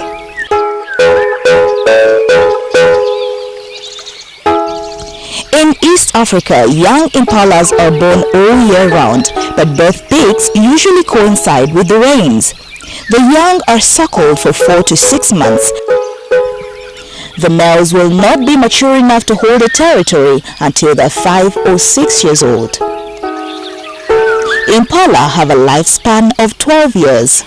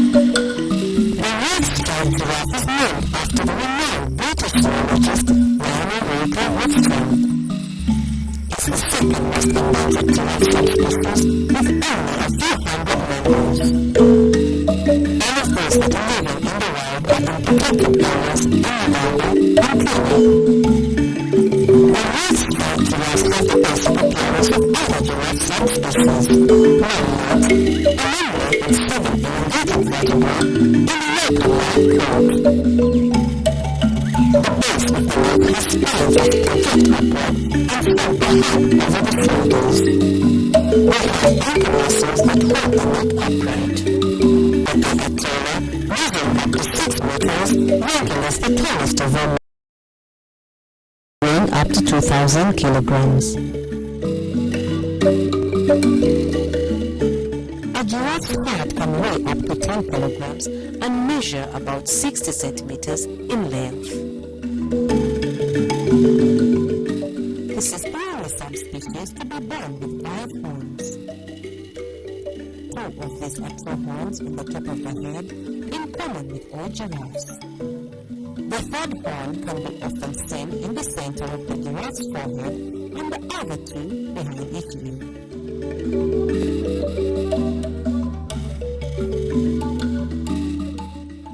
Giraffes can inhabit savannas, grasslands, or open woodlands. They are herbivorous, preferring areas enriched with acacia growth.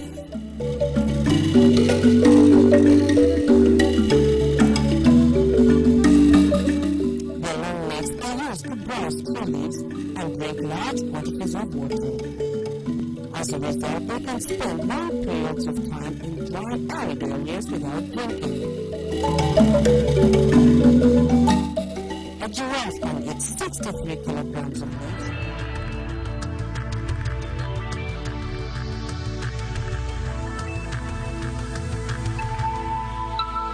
This is NTV.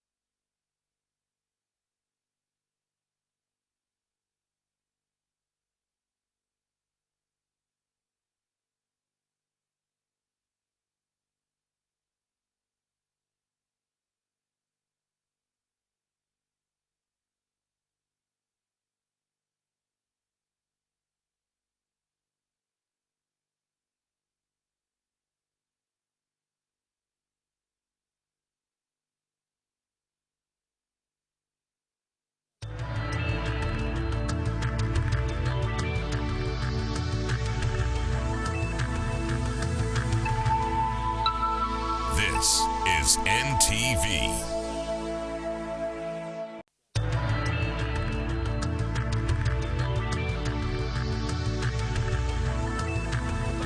Chichi, What's life? is life ugly?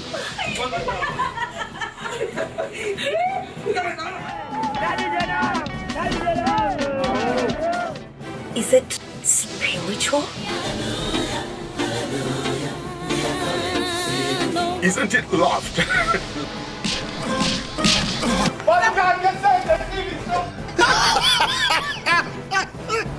And above all, isn't life really drama?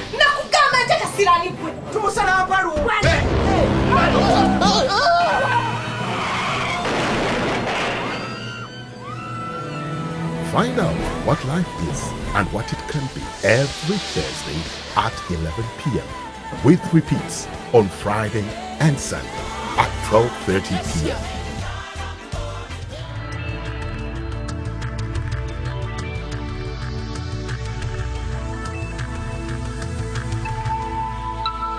This is NTV.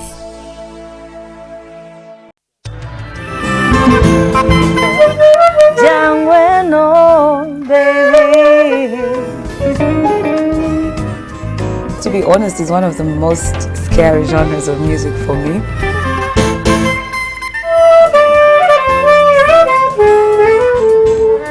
For me every day.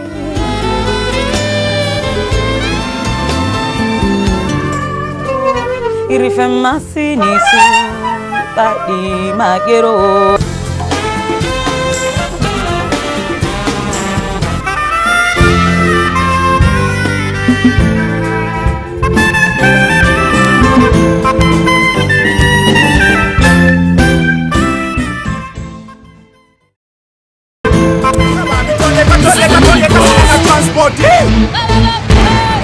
Ideally, we all have the right to express our opinions and views truthfully and openly. Atele lom tugenda katongole mbukasam. Kampala bwerere mwasomo the bus.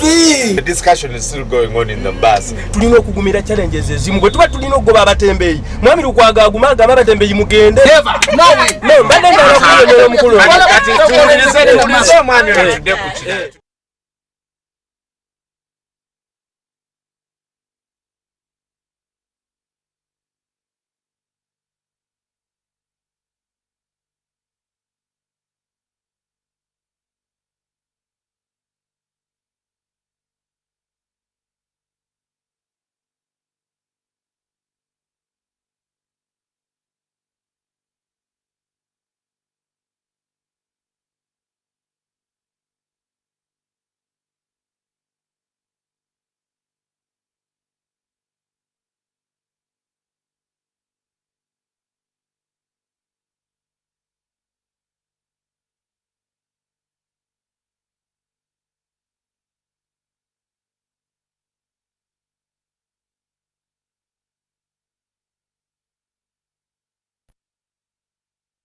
About 13% of our respondents so far are saying yes, 87% of you are saying no.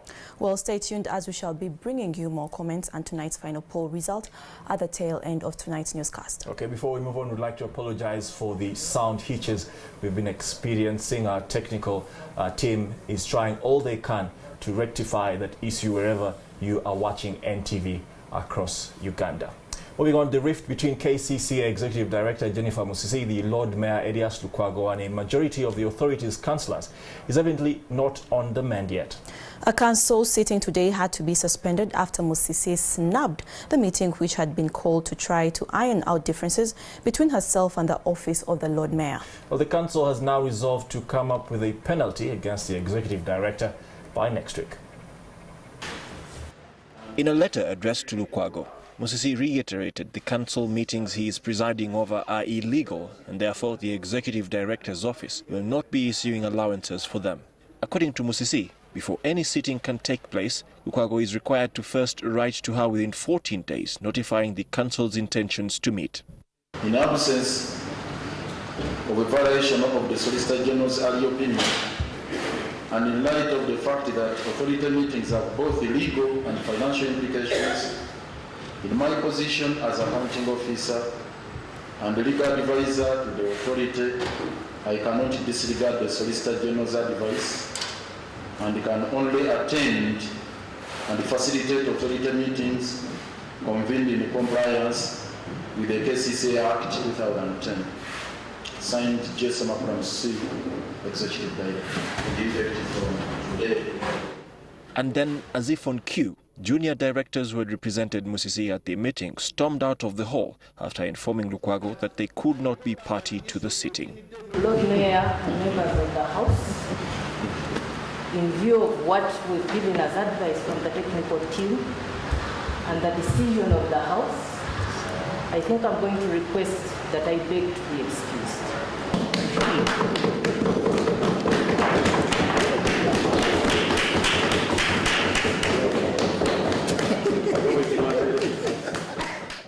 One of the councillors, Bernard Luiga, was in agreement with this position and left the hall amidst loud heckles from his colleagues.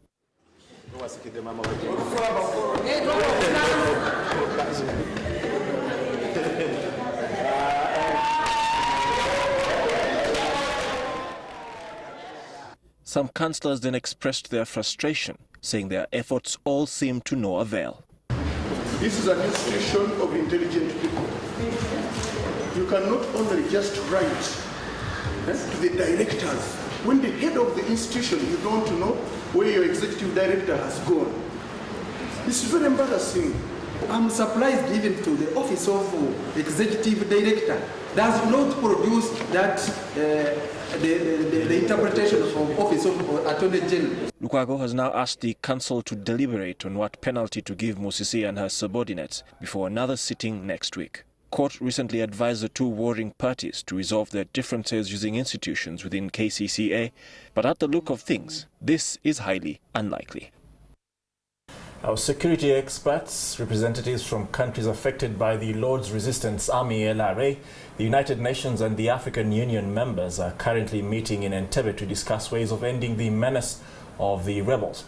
The meeting, chaired by the Special Representative of the United Nations Secretary General Abu Musa and the Special Envoy of the African Union for the LRA issues, Ambassador Francisco Madeira, is intended to implement a UN Security Council-backed strategy aimed at operationalizing the key pillars outlined in the regional strategy against the LRA.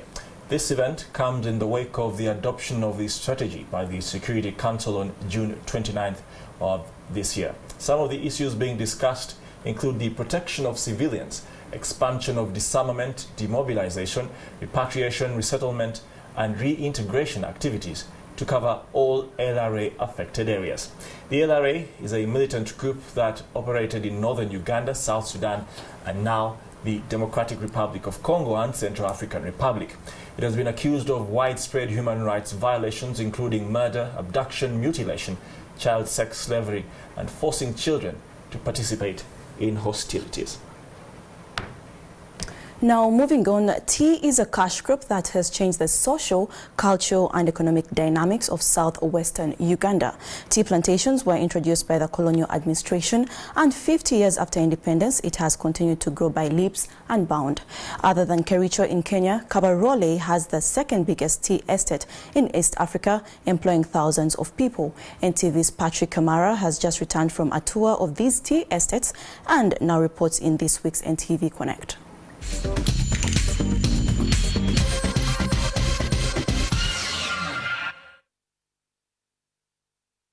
Vast tea plantations define southwestern Uganda in many ways. The shambas welcome you on the road to Fort Portal, but what one sees by the roadside is just a little portion of what lies in the interior. We begin this journey from Kasunga Tea Estate on the fringes of Kibale National Park. This business is not for those who enjoy the morning sleep, or what we could call abahetezi in the local lingua. Come with me and we take a glimpse in the day of John Manyindo. He is an employee of Mpanga Tea Factory and is headed for work at Kasunga Tea Estate. Just like they say, an early bird catches the worm, Manyindo is up first before sunrise. There is a common thread. These workers have come from different districts of southwestern Uganda, the DRC, Rwanda and Burundi. If the language and the nomenclature is anything to go by. Habimana innocent.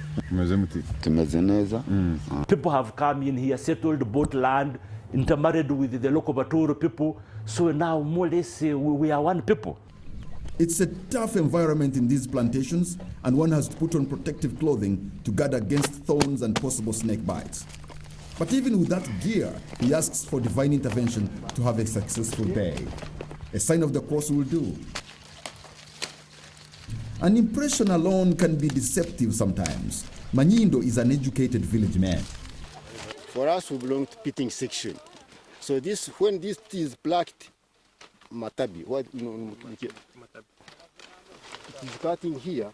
So we are the people who maintain it up to the required scale. When the required scale comes, those share people, they start on. In this group of 90 workers, there's only one woman. She's up to the task and equally determined. Human labor is nowadays scarce, and for that matter, machines have been introduced in the field for plucking.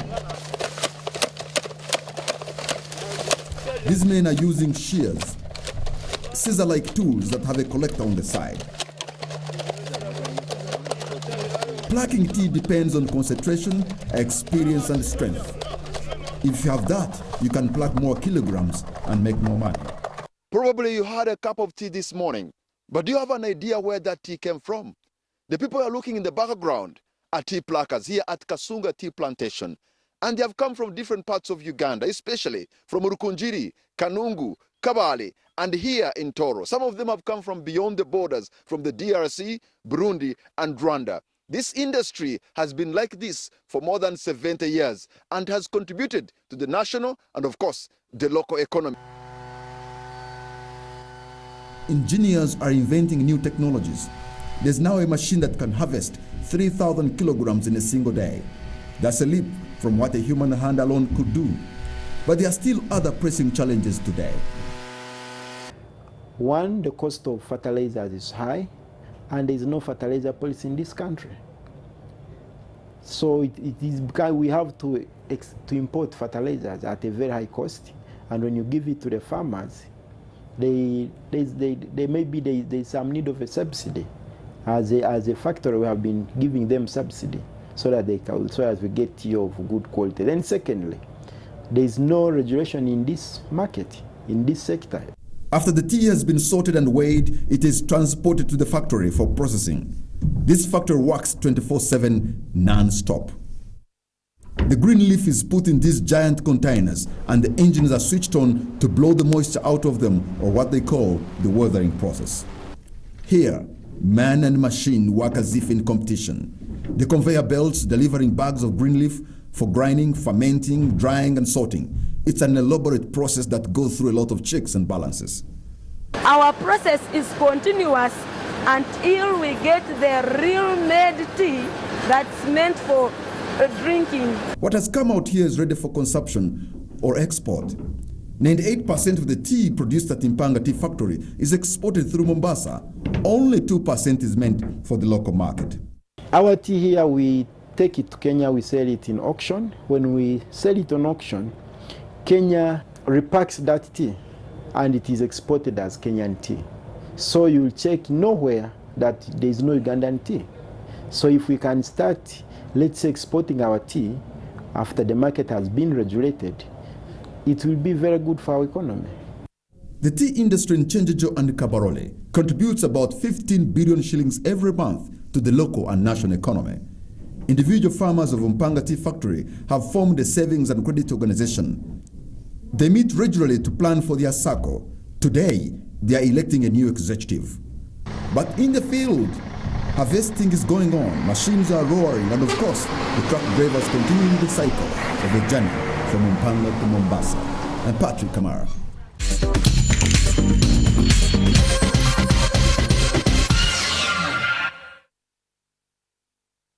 It's time for NTV Business with Malcolm Musime. Malcolm, take it away. Thank you, Gabriel and Faith. And microfinance institutions continue to struggle. You too, thank you very much for watching, and that's what we'll be bringing you tonight in NTV Business. Don't go away. One line is valued at millions of dollars in terms of people coming to see it. What commitment is government having towards protection of wildlife? Why are we mixing politics with conservation? We don't have to do that. The local politicians are going out there telling people, you see, and human beings are more important than animals. But why are we then complaining that these human beings have nothing to do?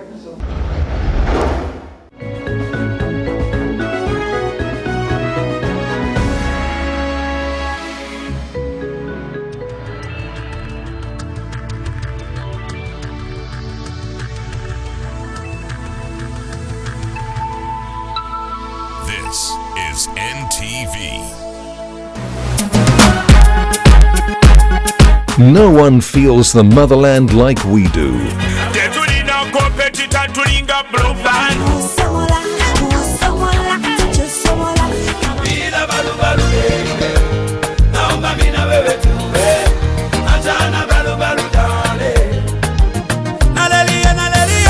So tune in every day at 6 p.m. and Fridays from 11 p.m. for the best in homegrown music.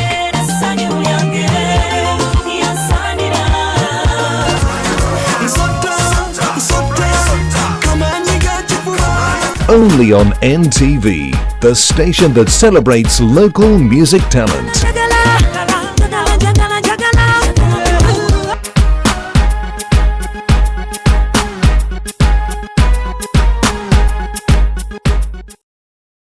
I'm knocking. A message yali ku the last piece of a jambia yali muhadi wa yonna. No, bloody way, holy moly. We've just met. How can I be your friend? Mr. Rashmond. Okuzimba nyumba nga kintu kizibu nnyo banange mugumire mu bupangisa. I'm called Olar Oton. There's no English name. Just like resistance, Yakazol. I blame you. You have option of getting international husband. Why do you get it local?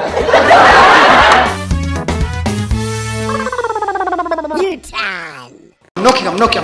A message yali ku the last piece of a jambia yali muhadi wa yonna. He does not change. Real growth of enterprises as a result remains small. It's also emerging that multiple borrowing by a few business owners in the most urban and peri-urban centers remains high within increasing indebtedness. In equal measure, these are issues to grapple with as 3-day of the national conference for the country's microfinance sector starts. Reina Algerin reports.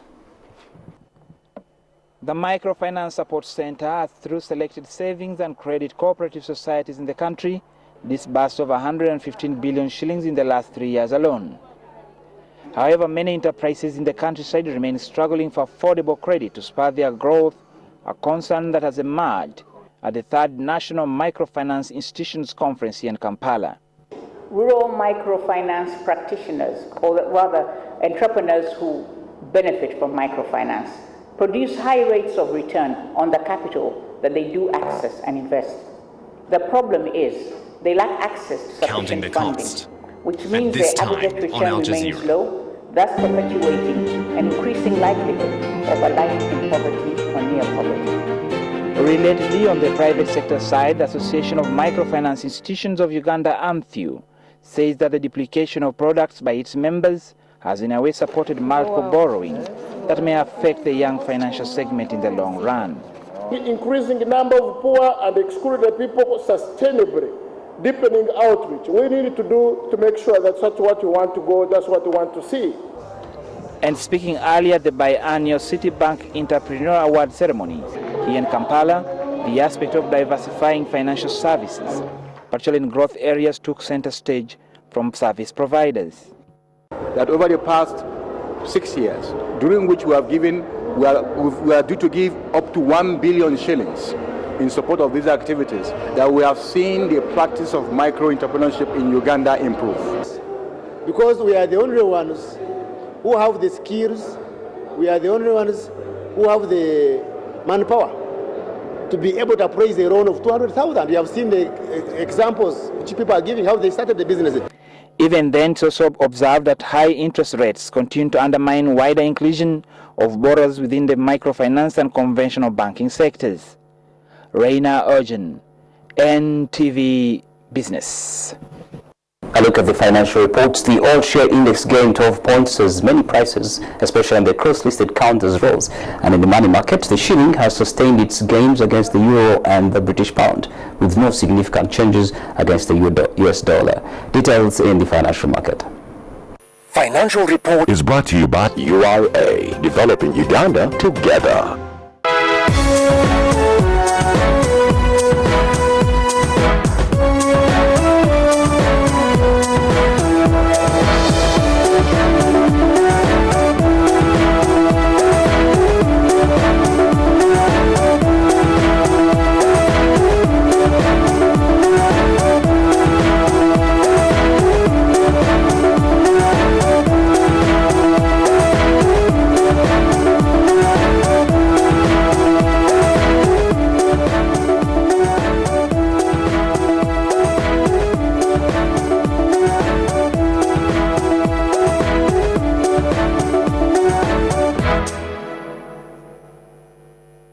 Vehicles are required to revalidate their registration using our new online module and get a new logbook. All newly imported vehicles will also be registered online using this new online module. Get out of the line and get online.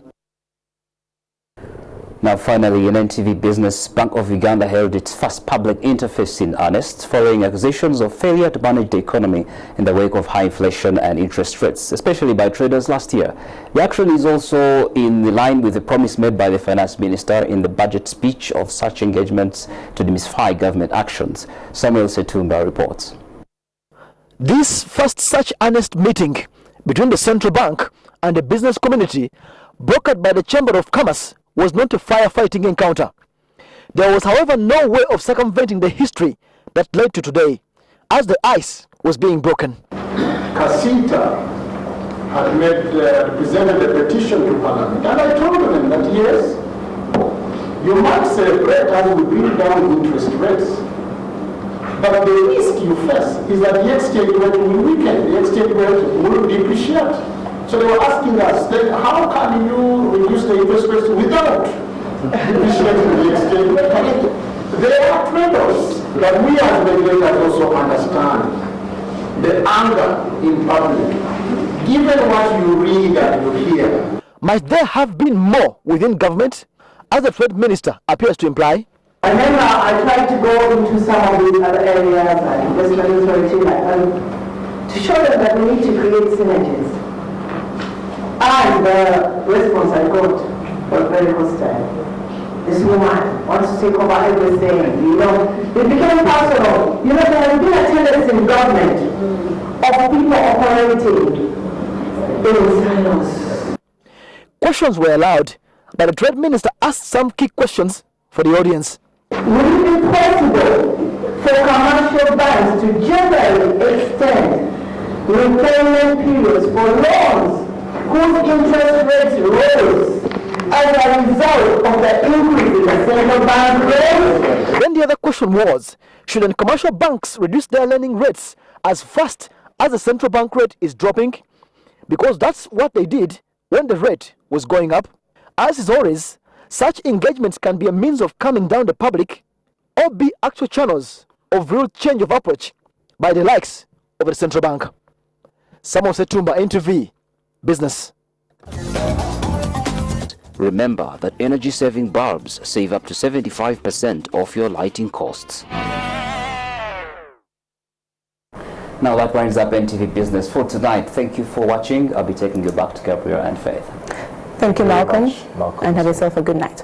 Now, Joel Kamadi joins us to take us through sport. Joel, what should we expect? Thank you very much, Faith and Gabriel. Well, at NTV, we are celebrating 5 years of existence, and the Edgar's youth team are also celebrating as they return from the US this afternoon with a trophy they won in a 2-week Under-12 Schwanz Cup Championship. Join me in NTV Sport up next.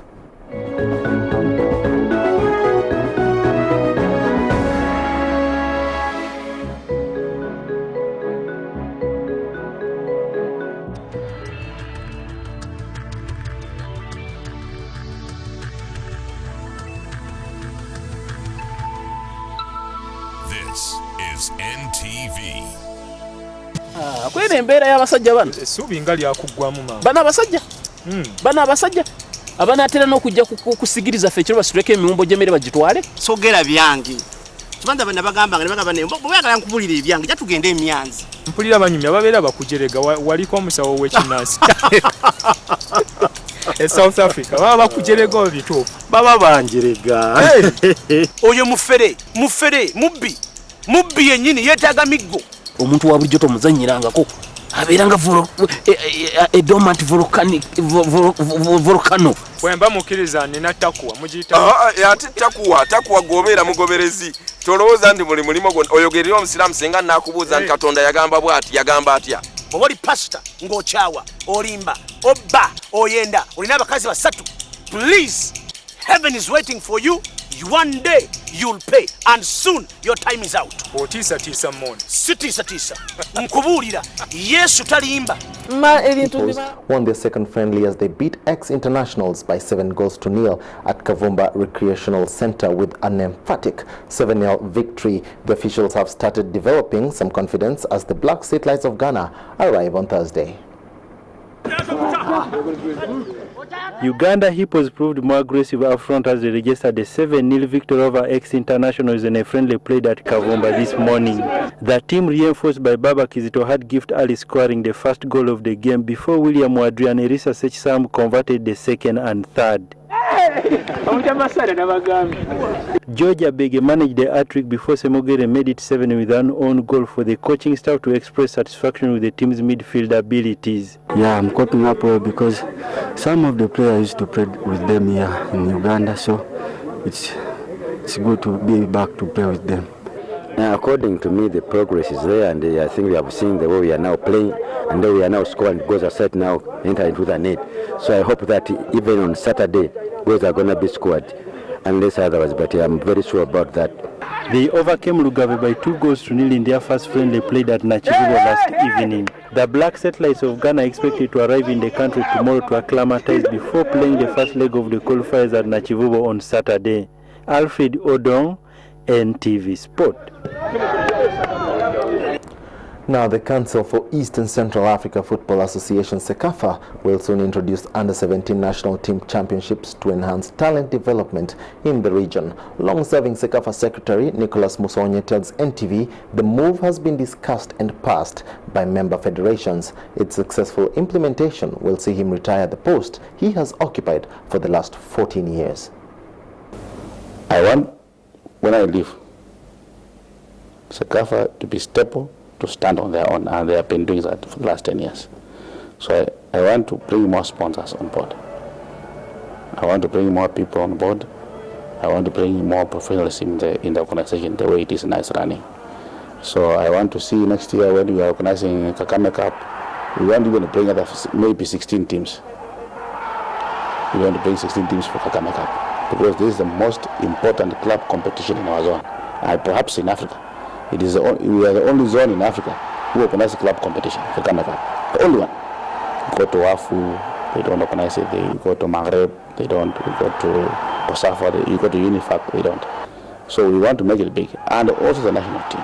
We also have plans to organize Under-17. And we are working on a good paper, which we are going to present somewhere to get some sponsorship that will sustain this competition Under-17 and Under-20. Moving on, Edgar's youth football delegation returned from the U.S. this afternoon with a trophy they won in a 2-week Under-12 Schwanz Cup Championship, where teams from countries like Spain, Brazil, England and the United States of America took part. Edgar's side beat CDI of Mexico by 4-3 in a penalty shootout after playing to a 3-3 draw in normal time. They ejected America's Minnesota B and A in the quarters and semifinals to win the competition, in which they were eliminated in the quarterfinals last year. I'm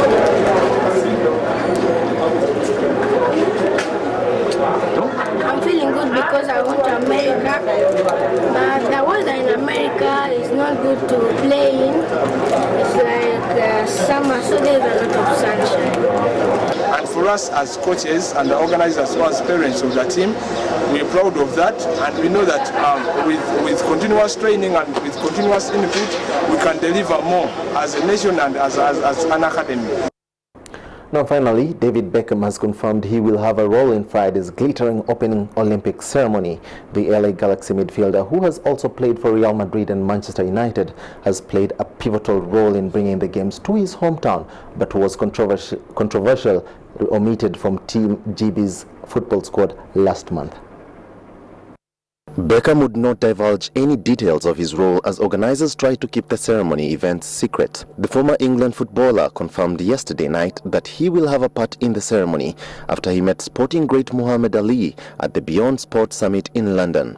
Beckham was a surprise exclusion from Stuart Pearce's GB football squad for the games. At the time, London 2012 chief Lord Coe said he would be talking to Beckham about a role during the Olympics. The boxing legend's presence appeared to enhance the chances of the 70-year-old playing a part in Friday's curtain raiser at the Olympic Stadium. The opening ceremony is expected to have a final touch relay inside the stadium, as has happened with all recent Olympic Games, with a number of sports stars, former Olympians and others selected for their contribution to the London Games, carrying the torch before the flame is lit.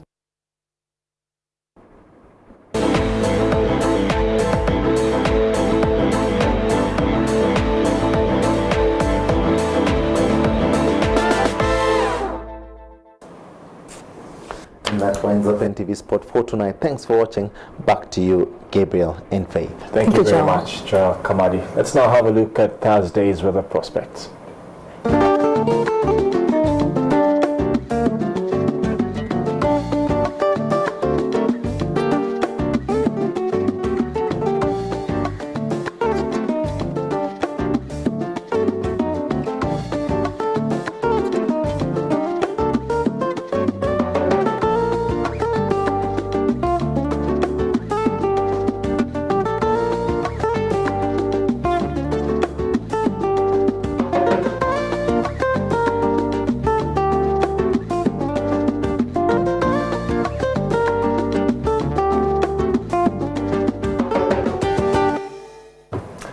Okay, let's now go back to tonight's NTV poll, and we asked, are you in agreement with the decision by MPs to block the reintroduction of taxes on water and mobile toilets? The final poll result is out, and surprisingly, a lot of you who have responded disagree with the legislators. 84% of you actually say no, while 16% of you say yes.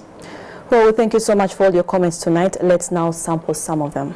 Okay, Rodney Amanya Mishambi, you say less than half of Uganda's population has no access to clean water. This tax is bound to increase that number, so I support the MPs. And Senator Davis here says, yes, there are also services rendered to people, and taxes collected are used by government to pay several bills. Okay, and Nelson Ayabaziro, you say, I strongly agree the government is concentrating on taxing nationals and less attention is being paid by it on service delivery. And Joe here says, let the government promote water and sanitation sector rather than encouraging corruption. Okay, and that concludes NTV tonight. Faith will return later with NTV Late Night for a final look at the day's business, sport, and other current affairs. And we also do want to apologize for all the sound hitches that we've been experiencing lately. Our engineers are working effortlessly to rectify that problem. And thank you for watching NTV throughout all its 5 years of existence. I'm Gabriel Apeno. And I'm Faith Ariho. Good night. Bye.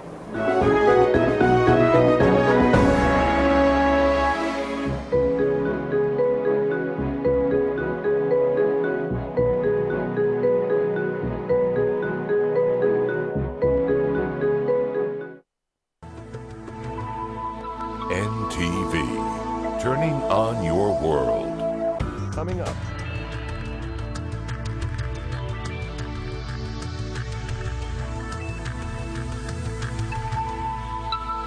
This is NTV. And forever, he does not change.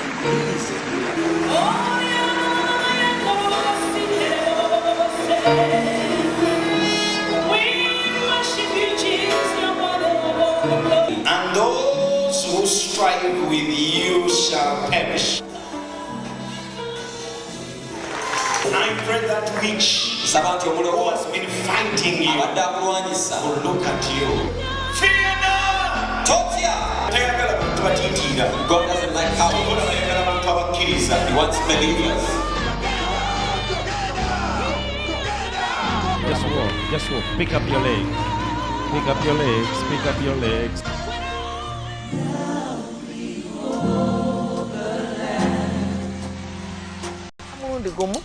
What is... I love peace. Wegase n'omusajja mutwale mabi.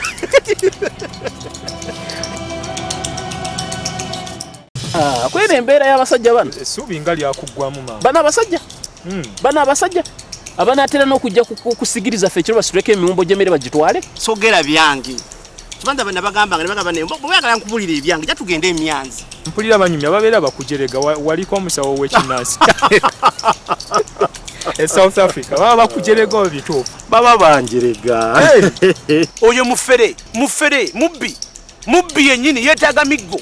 Omuntu wa bulijjo tomuzannyirangako abeeranga dormant volcano. Bwemba mukkiriza nina takuwa mugiyita. Ate takuwa gobeera mugoberezi. Tolowooza nti muli mulimo gwonna oyogerera omusiraamu singa naakubuuza nti Katonda yagamba bw'ati yagamba atya. Oba oli pasita ng'okyawa olimba obba oyenda olina abakazi basatu. Please, heaven is waiting for you. One day you'll pay and soon your time is out. Otiisa mmoni. Sitiisa. Nkubuulira Yesu talimba. Ebintu mbimala mulundi gumu. Kati what is... I love peace. Gwokola byo. Wegase n'omusajja mutwale mabi.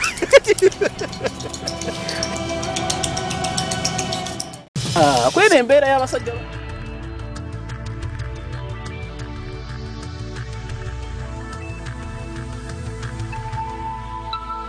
This is NTV. No one feels the motherland like we do.